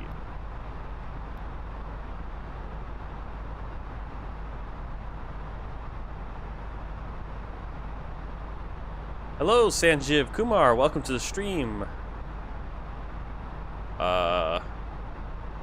Is the flight tractor... No, our flight tracking, we are Romeo Yankee Sierra, so RYS198. So if you look at the call sign right next to the Buzz logo on my stream here, RYS198. If you look that up on the flight tracker, if you pick that plane, that's us.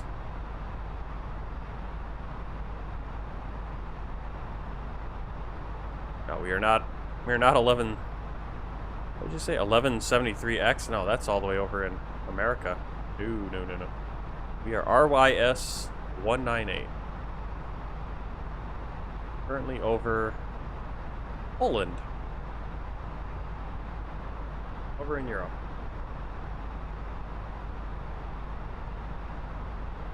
Alright, let's get I'll put in the flight computer. QNH today, 1017 for our arrival. Temperature -3.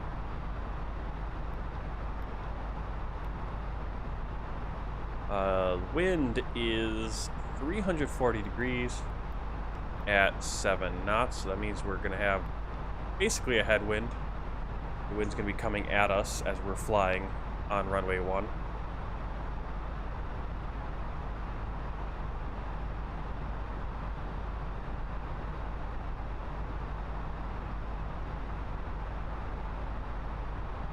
Well, it's not really going to be flying at us. It's going to be flying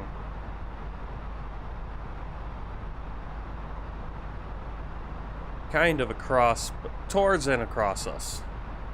Not a direct headwind. Light snow showers. Right there, snow showers.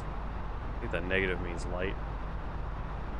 Broken clouds at 1,500 feet. Not sure what CB means.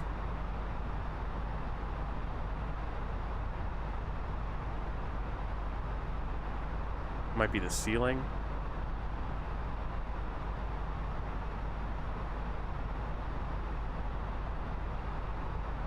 The ceiling broken or more is 1,500, okay.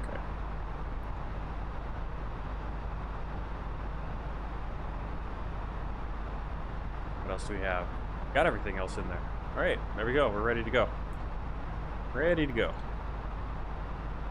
Actually, back in the flight plan. Let's put in our arrival. Oh, ILS 01 or Zulu. ILS 1 Zulu. Star is going to be Urca 2 Alpha. And the VIA is Bildy.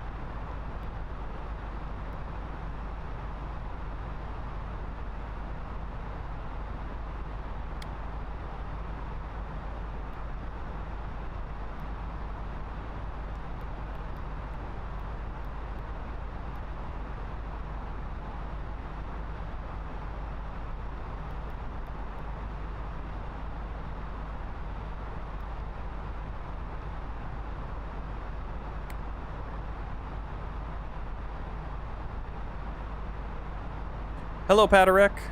Sanjiv's from India. Well, welcome. Yeah, we'll be flying. India is going to be one of the last places we probably fly into on this iteration of the world tour. Since I've already flown to India in X-plane en route to Africa, where then I started this world tour actually streaming and videoing these world tours on YouTube.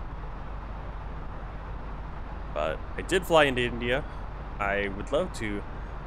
And hopefully by the time we fly to a number of these places where people are asking, it's like, oh, when are you going to fly to India? When are you going to fly here? When are you going to fly there? And I'm like, well, it's going to be towards the end of the world tour. Hopefully by then Microsoft Flight Simulator has done some world updates to those areas. And they're going to look really nice when we land there.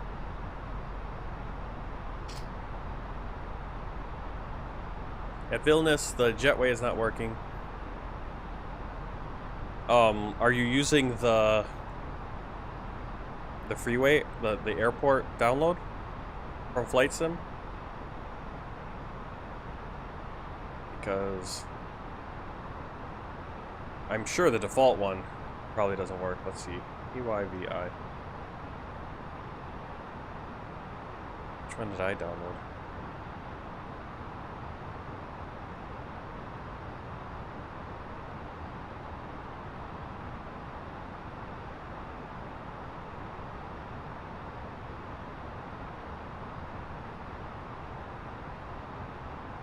Let's see, added, fix some taxiways, ILS localizer was off by 8 degrees, that didn't work. Added missing parking spots.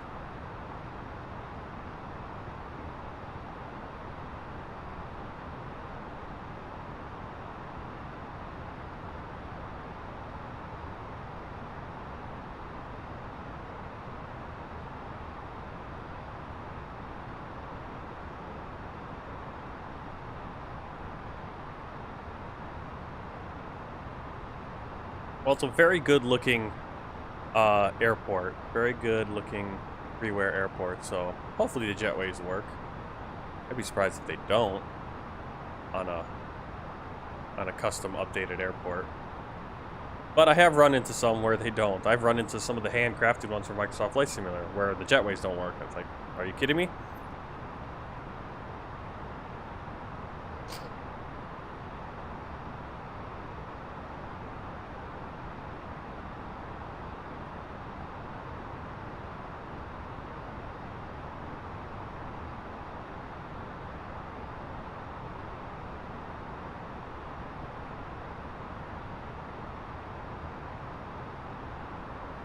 All right, let me look at a map of the airport. See what it looks like.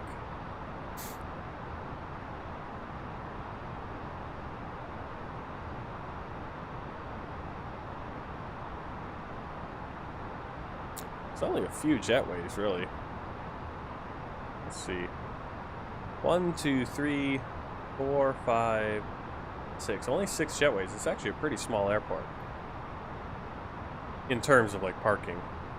All pretty condensed. A lot of just parking on pads where you then use the bus, stairs and bus. But we'll see what we got. Like a pretty cool airport. Hopefully Vilnius is done justice by Microsoft Flight Simulator's Bing information.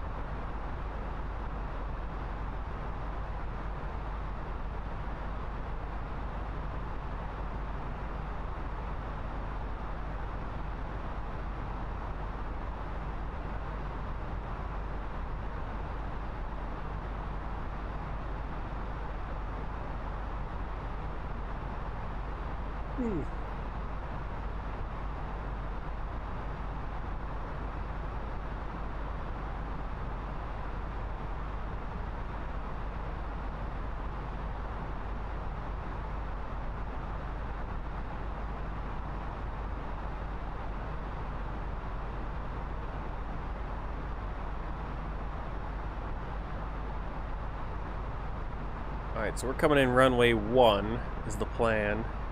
Coming in runway 1, I think we're going to exit the runway probably at Delta or Bravo. Bravo's going to be that kind of like a high-speed sort of exit. On Delta, we'd have to turn off left, but I think those are going to be our options. And then we have a lot of parking options. There's a lot of stuff on the chart about like wingspans for the parking area, like the different taxiways, which taxiway you can take based on your wingspan. I don't know the wingspan of our plane. Let's actually look that up. Why not? Airbus A320neo. Give me some information, please.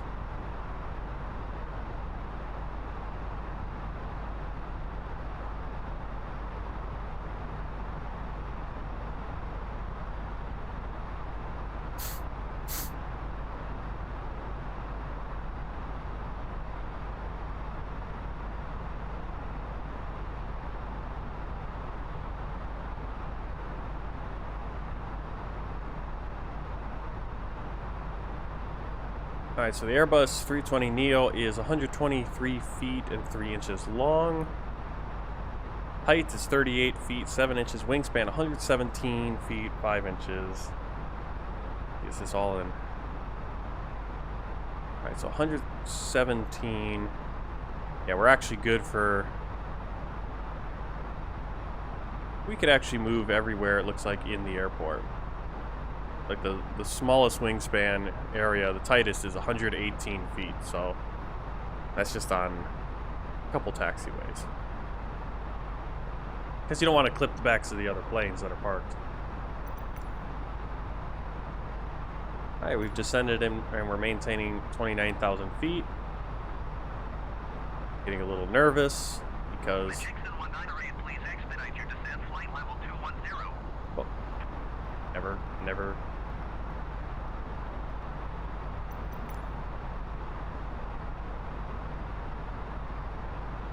I'm very nervous about the ATC now because they told us to descend and maintain flight level 290. Descend and maintain flight level 290.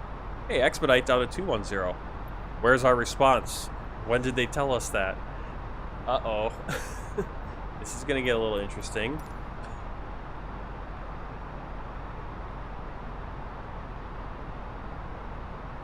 We are in Suwalki. Suwalki.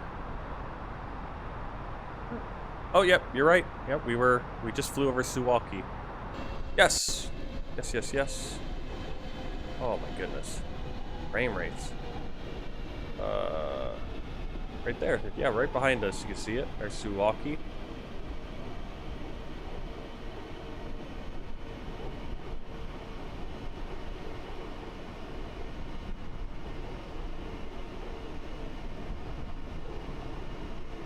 Yep, that's a key. We just flew over Suwalki, and now we're headed to Baksu, I believe, is our...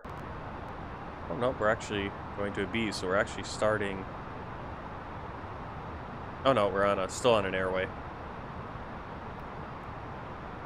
B, so airway November 858. Headed to Urkal. Urkal, we want to be at above 11,000 feet. Good day. 132.275 for Majixin 198. Vilnius Center Majixin 198 is passing flight level 255, descending flight level 210. Majixin 198 Vilnius Center, continue as planned.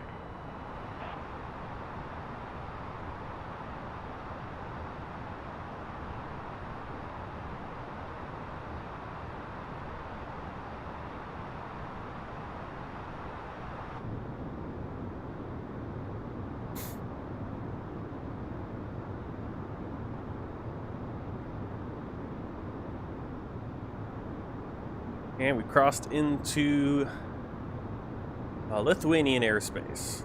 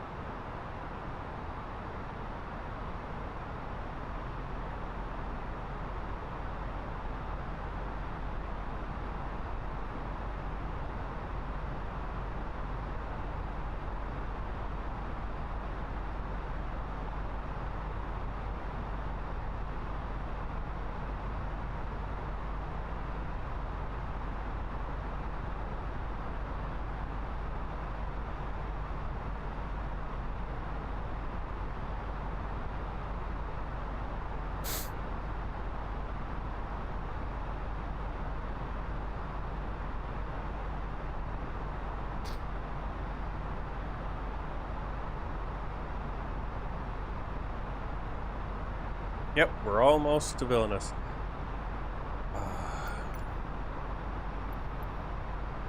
Vilnius Center, Majixin 198 requesting vector to next waypoint. Majixin 198 turn right, heading 065 descent and maintain flight level 210. We're at 210. Turn right heading 065 descent and maintain flight level 210, Majixin 198.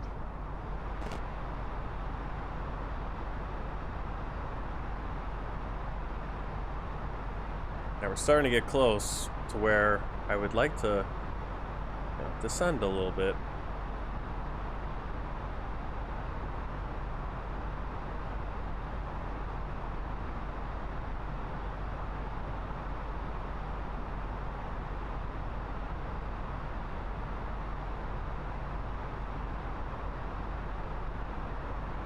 This is where it always gets a little sketchy with the air traffic control, because they've told you to descend, but then they kind of just sit on their hands and they're like, ah, don't worry, you're getting... All right. So they are still alive over there. Descend and maintain 15,000 feet, Majixin 198.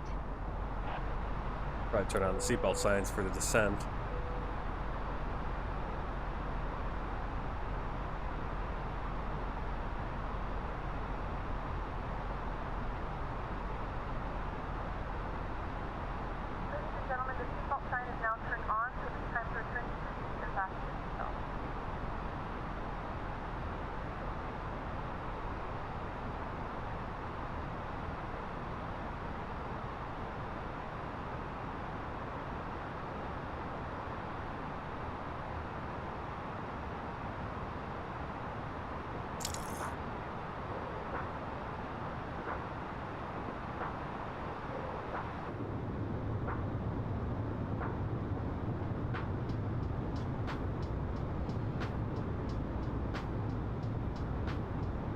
Hey, MN Dribblers, doing good, doing good. Winter has kind of caught up with me. 4 days of hard work at the new job, outside in the elements, a little bit more than when I'm driving over the road, since I'm getting in and out of the spotter cab a lot more. You know, getting that, I guess, dealing with all the salt that's sucking all the moisture out of the air, and the cold, and then the heat, everything's just drying me out. My hands are just cracked, and my body's sore. I can't seem to drink enough water, which contributes to the soreness, in addition to obviously doing a lot of climbing in and out of the truck. But otherwise, doing pretty well. It's the weekend. I'm home.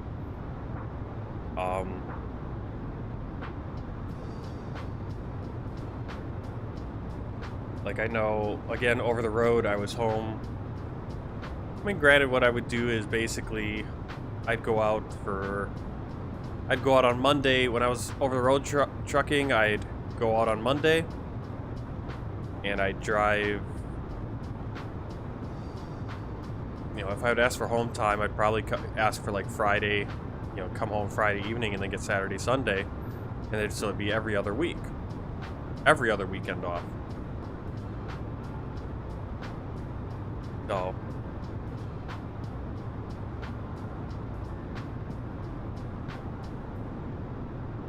at least now it's like I'm home every night, and I know I'm home on the weekend, and we'll see. It's still adapting to the new job.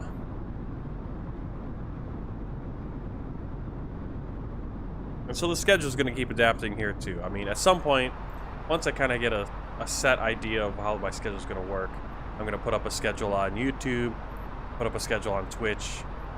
Completely subject to change at any moment. I don't want to disappoint you guys, of course, but, you know, life comes first, real life comes first. If I come home from work and it's just like I can't even drag myself to it. Yeah, I mean, we'll have a stream that night.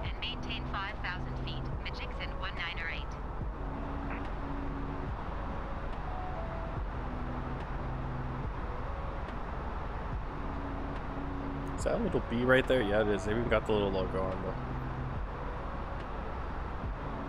For our Buzz Airlines, subsidiary of Ryanair for Poland. Biggest Polish airline now. Because it's a low-cost carrier, and low-cost carriers always end up being the biggest in terms of most flights and, you know, that kind of stuff. Here, we've spooled the engines down so we can descend to 5,000 feet. We're also cutting back to 250 knots before we cross 10,000.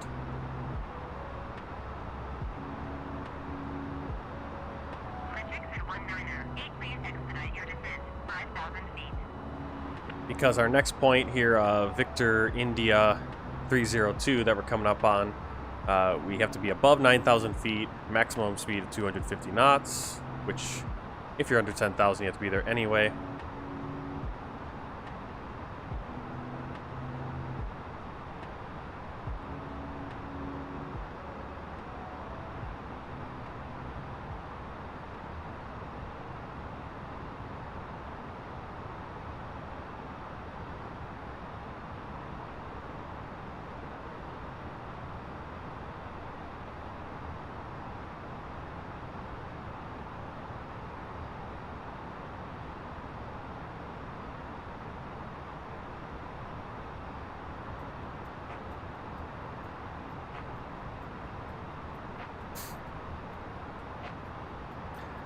When am I flying to Mexico City? It's going to be a while because we have to get over to North America. I'm looking forward to it. I am looking forward to it. Mexico City is going to be really cool. We got a lot of ground to cover here in Europe, so it's going to be quite a while. I'm guessing probably we won't get over to America until at least, I think the earliest flight 150. So it's going to be a while on that. But we will, you know, before you know it, we're gonna be in and out of Mexico City. So I didn't like planning these flights. I didn't think I was gonna be flying these flights for quite a while. You know, I was really like, when are we ever gonna get to Europe? All right, plane is slowing down again because our next waypoint, we need to be at a max speed of 230 knots and above 5,000. That's gonna be Bildy, and that's where we're going to start our approach course. The plane is, I don't know if this is VNAV. I mean, they're definitely matching the constraints.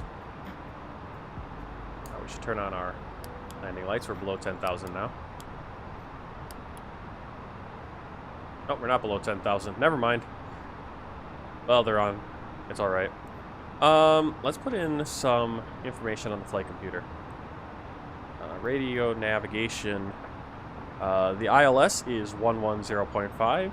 India Alpha Victor. There it is. And the VOR is 113.8. Victor November Oscar. And we're going to put the course 14 degrees.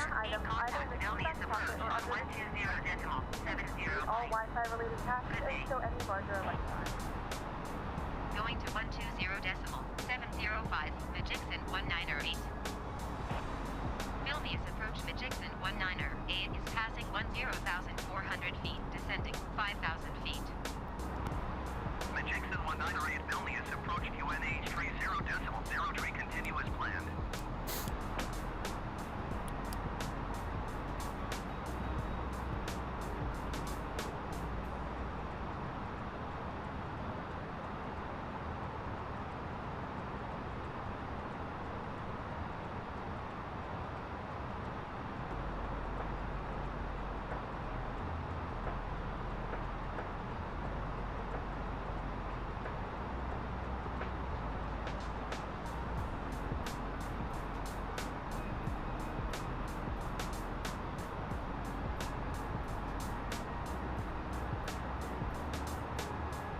The jetways are not working. True. I don't know if you're talking about the default airport or the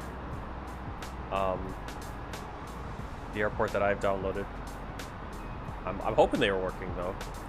Right, we're a little high, but we'll be fine. We should be fine because we need to be at 3,000 feet.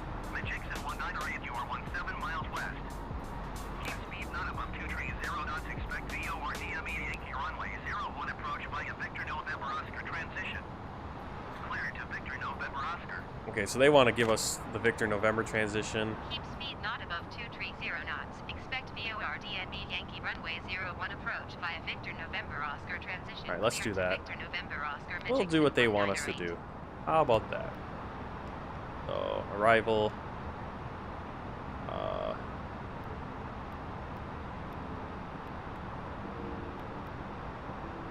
Transition.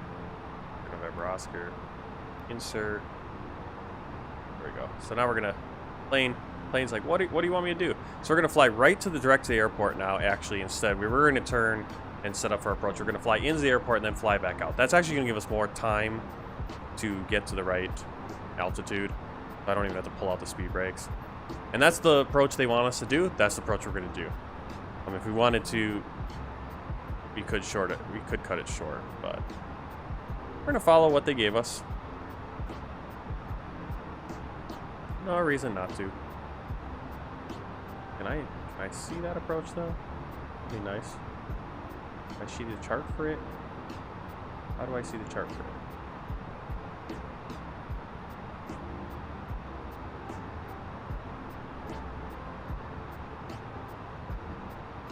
No chart for it? What's going on here? VOR Yankee runway, right? They say Yankee. I put in the wrong one. Fix that. Okay. VOR Yankee. Alright. Yes, sir. There we go. Alright, so we're going to go in and we're going to loop. We were going to just turn and kind of come in like that, right? But now we're going to go into the airport, loop back out. We're going to loop back out at 174 degrees, max speed 230 knots, minimum height, or minimum, I think minimum altitude is 5,000. And then we're going to loop around, come in on 21 degrees.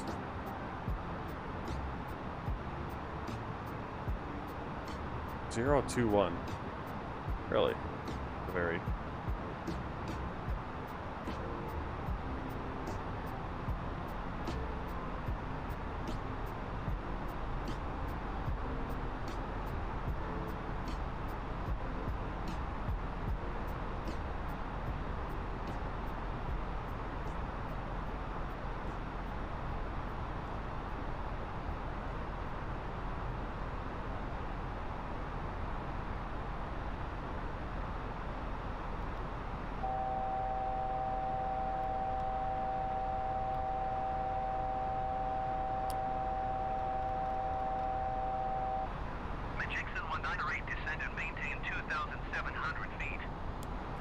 Descend and maintain 2,700 feet. Magic Sun 198. 700 feet. The Jixon 198.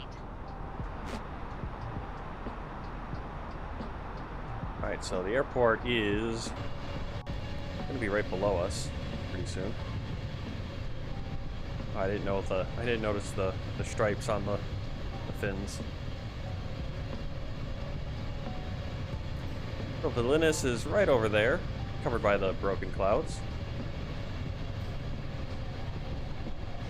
We're making our turn. Airport's right below us right now.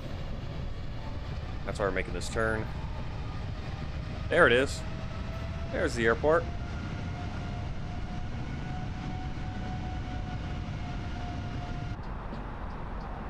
And we should be descending. 2,700. I don't know. We're going to see how many airlines we actually see. I guess 20 minutes to there. Oh, you were saying that a little bit earlier. Yeah, it should only be a little bit while. Why are we speeding back up? Ah, stupid. You are 2 miles south of Vilnius. Contact Vilnius Tower on 118.2051 inbound on the approach. Tower on 118.205. The Jixon 198. Vilnius Tower, Jixon 198.4 miles south inbound toward DME Yankee runway 01 approach. Descend. Why won't it descend? Vilnius Tower. QNH 30.03 wind tree 22 at 19er. Cleared VOR DME Yankee runway 01 approach. Cleared VOR DME Yankee runway 01 approach. The Jixon 198.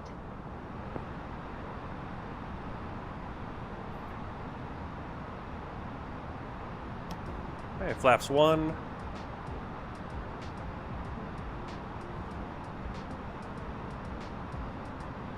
Alright, we're turning. Plane's turning a little too rapidly, I think.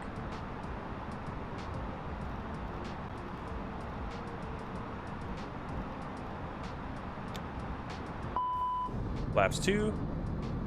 See, our speed brakes are deployed. I don't know if we're gonna fly Air Baltic yet. I'm sure, like, again, it all depends on which flights go where. I'm just about that point of planning. Got into Belarus, but I'm trying to figure out what flight I want to do out of Belarus. Like I said, I'm doing real flights. So, unless there's just push comes to shove and I have to do a kind of make up a flight.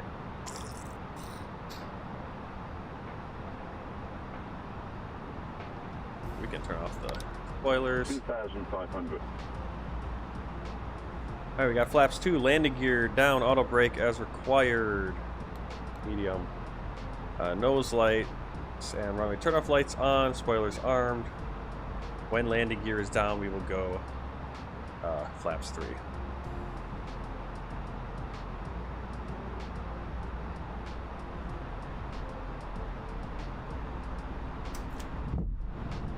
Alright, landing gear down.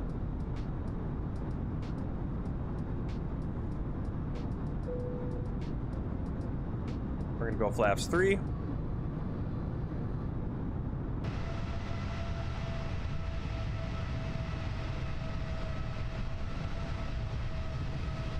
Matrixin 19er, 8 with 332 at 19er. Clear to land runway 01.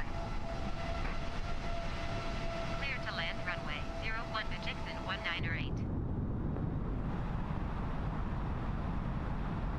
Uh-oh.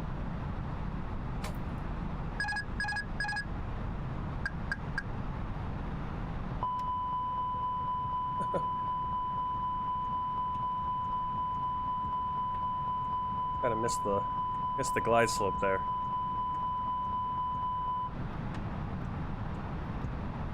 I'll go full flaps. Do our cabin check. That wasn't the most graceful Flight attendants, please descent. prepare for landing. Should have turned the anti-ice on with all those clouds.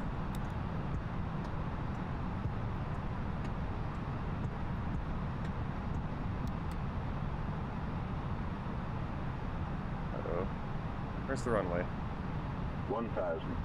Where's the runway? Alright, we're a little over. There's the runway, you can see it. Definitely a little bit off. Flying this in by hand, no problem. Okay. Landing gear is down.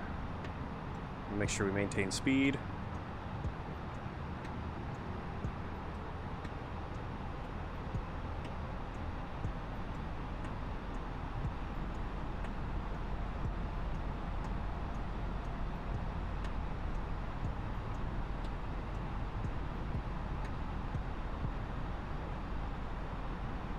$500.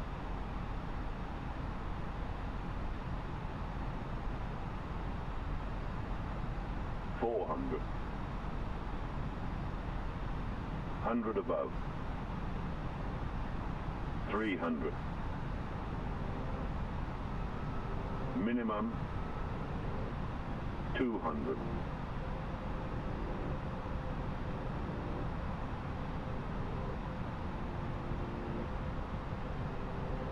100. 50. 40. 30. 20. Retard. Retard. Retard. Retard. Retard.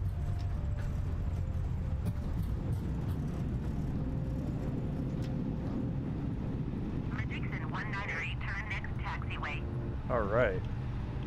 Uh-oh. Is there construction work there? Look at all the construction work. We can't actually turn that taxiway. Uh-oh. I was going to turn right there. That's, I think that's Bravo. The one I was planning on. You can now use your mobile until the aircraft has come to a complete stop and the seatbelt sign is turned off. Remember to use caution when opening the overhead bins as items may have shifted during the flight. If this is your final destination, thank you for flying with us and we hope to see you again. Matrixin Uh-oh. 19er 8 exit runway when able. Okay, we're gonna have to go all the way to the end there. They're still working. A bunch of construction work actually going on still. Pretty cool. Doesn't look like we have any other airlines here right now.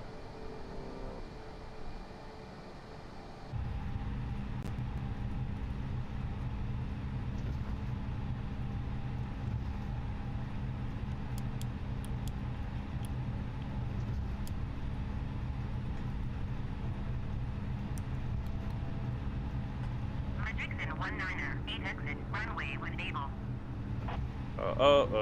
I think I went the wrong way. Matrixin 19er 8 contact ground on 118.205. Here's the exit. We're just kind of driving off on some concrete or some tarmac there.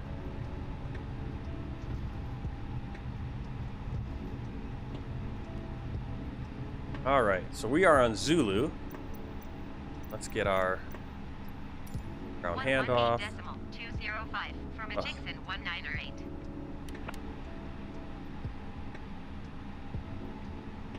Taxi to gates. Vilnius ground, Matrixin 19er 8 request taxi to the gate. Magic Zoom 19er, a taxi to gate 47. Okay, gate 47. Taxiing to gate 47 Majixon 198. Hey, gate 47, so we're gonna take... We're on Zulu right now, we're gonna take... we'll just stay on... Looks like Juliet. Right here.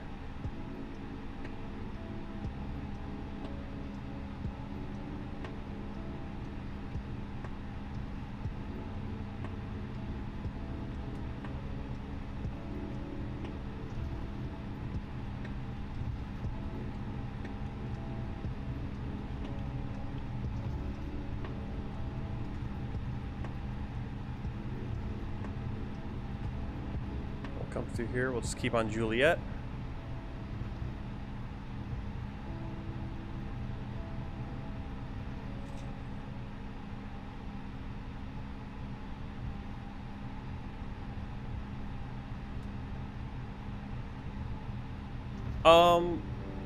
Yeah, that's kind of my plan. I want to do some VFR flying of the various cities we're going to, so we will do that pretty soon. Not right now, but we will do a VFR flight of this area, I think. Along with, we still have to do Tbilisi, Georgia, and Austria as well. Alright, here's our gate. Gate 47. Wonderful freeway airport. Complete with even construction work. How's that for... There you go. I mean, look it up on the internet, Vilnius, and it's exactly what it looks like. Terminal. Really cool.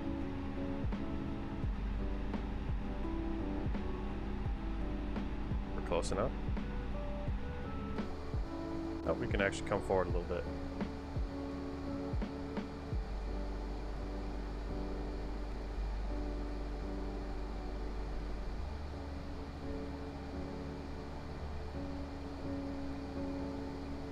Alright.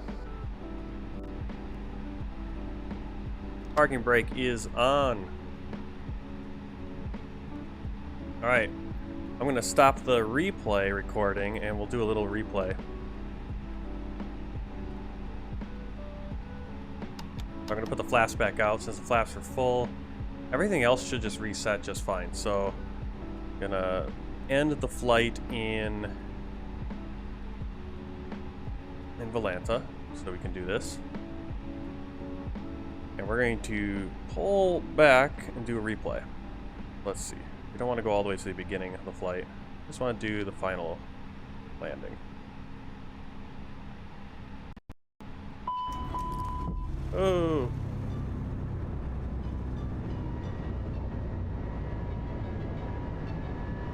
Where are we here? Okay, we're turning. Let's see, make sure all the things are where we want them to be.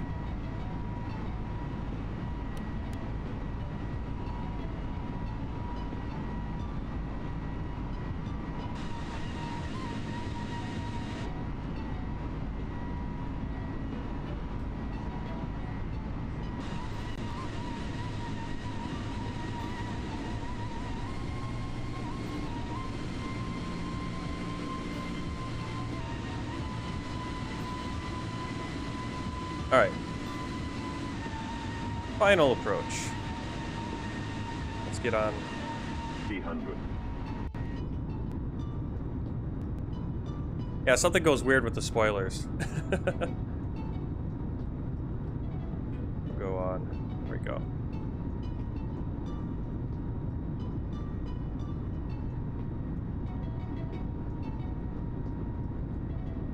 Hey, Alex.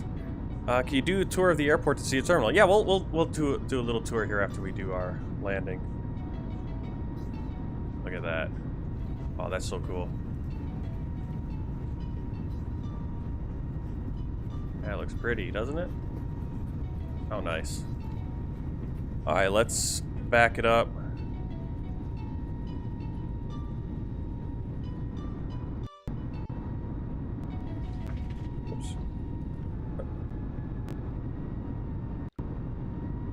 Yeah, I should probably not do a replay of the whole flight because it makes it hard to select the perfect spot. There we go. And let's go to the other side of the plane. There we go. How about that?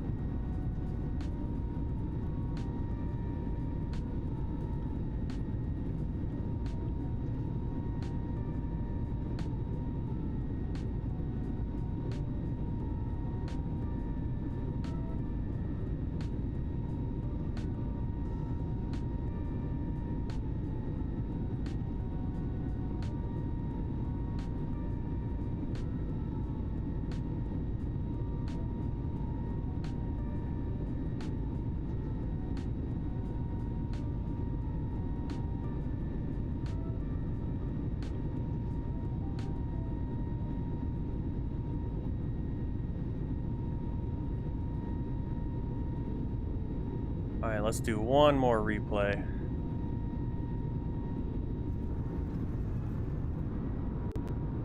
We'll do it from outside the plane. All covered in ice.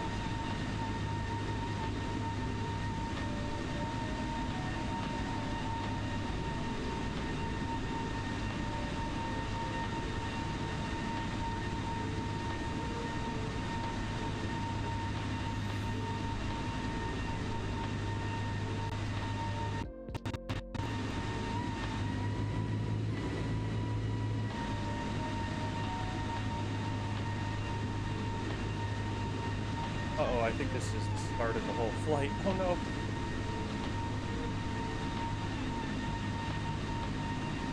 I think this took us all the way back to Austria. How do I stop the replay? No. How do I do it?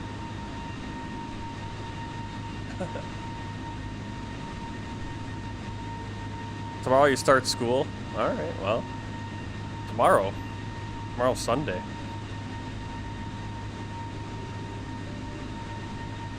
I'm trying to get back to... See, I'm still trying to figure out how to do this.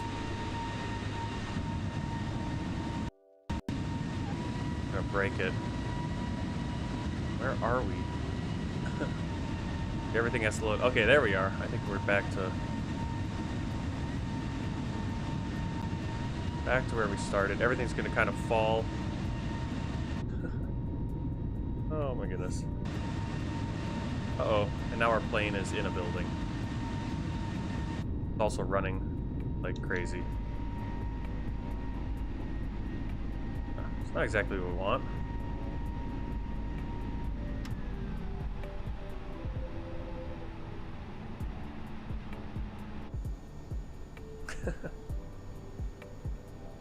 Right, there we go. I think that's where we want to be. Slightly better. Not the best. Yeah, so the replay stuff still needs a little bit of work. I don't think the jetway is going to reach us because we're not in the right spot. We're going to turn off the engines. You bleed on. Anti-ice. Off, passengers. Boarding.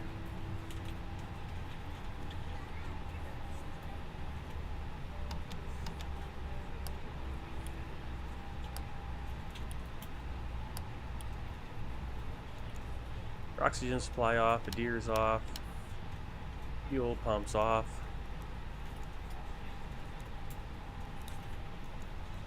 External power on, GPU off. Yeah, we're gonna check, throw this up, display. And we're gonna check out our flight.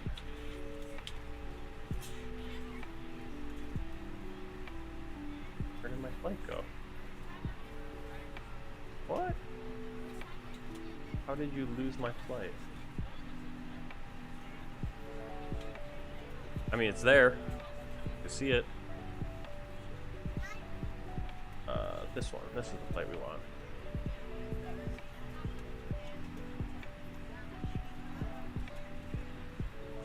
There we go. Takeoff over Bratislava, over Poland, up into Vilnius. And our landing rate, 148 feet per minute.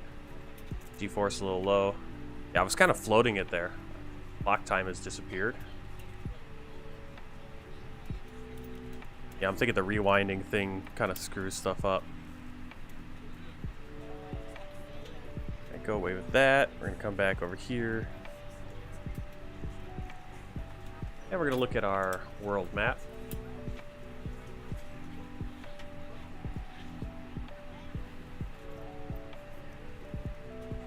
There's our world tour so far, every country we've been to. And today, we've landed in Lithuania. Next time we'll be flying to Denmark in the CRJ. I'm not sure when we're going to do that, and yep, we'll do a tour of the airport quickly.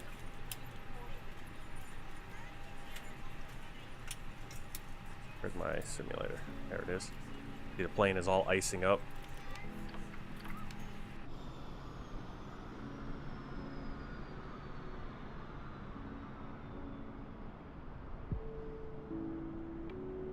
There's a terminal with a bunch of stairs in front of it for all the parking spots.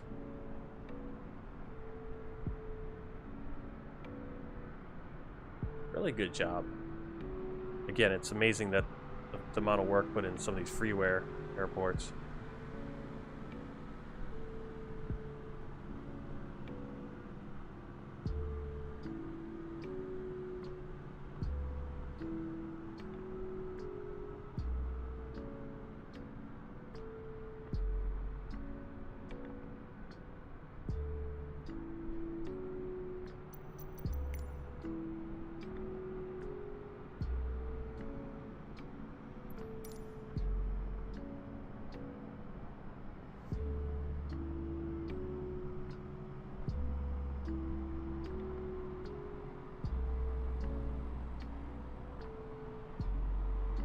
I mean, look at the detail.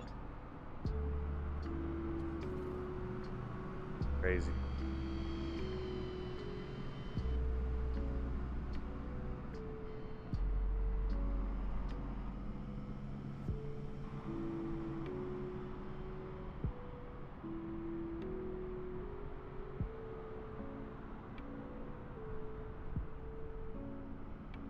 I didn't check out these buildings down here. Nope, I haven't flown to Romania yet. I think I have to change the diaper again. I just changed the diaper and then he pooped again.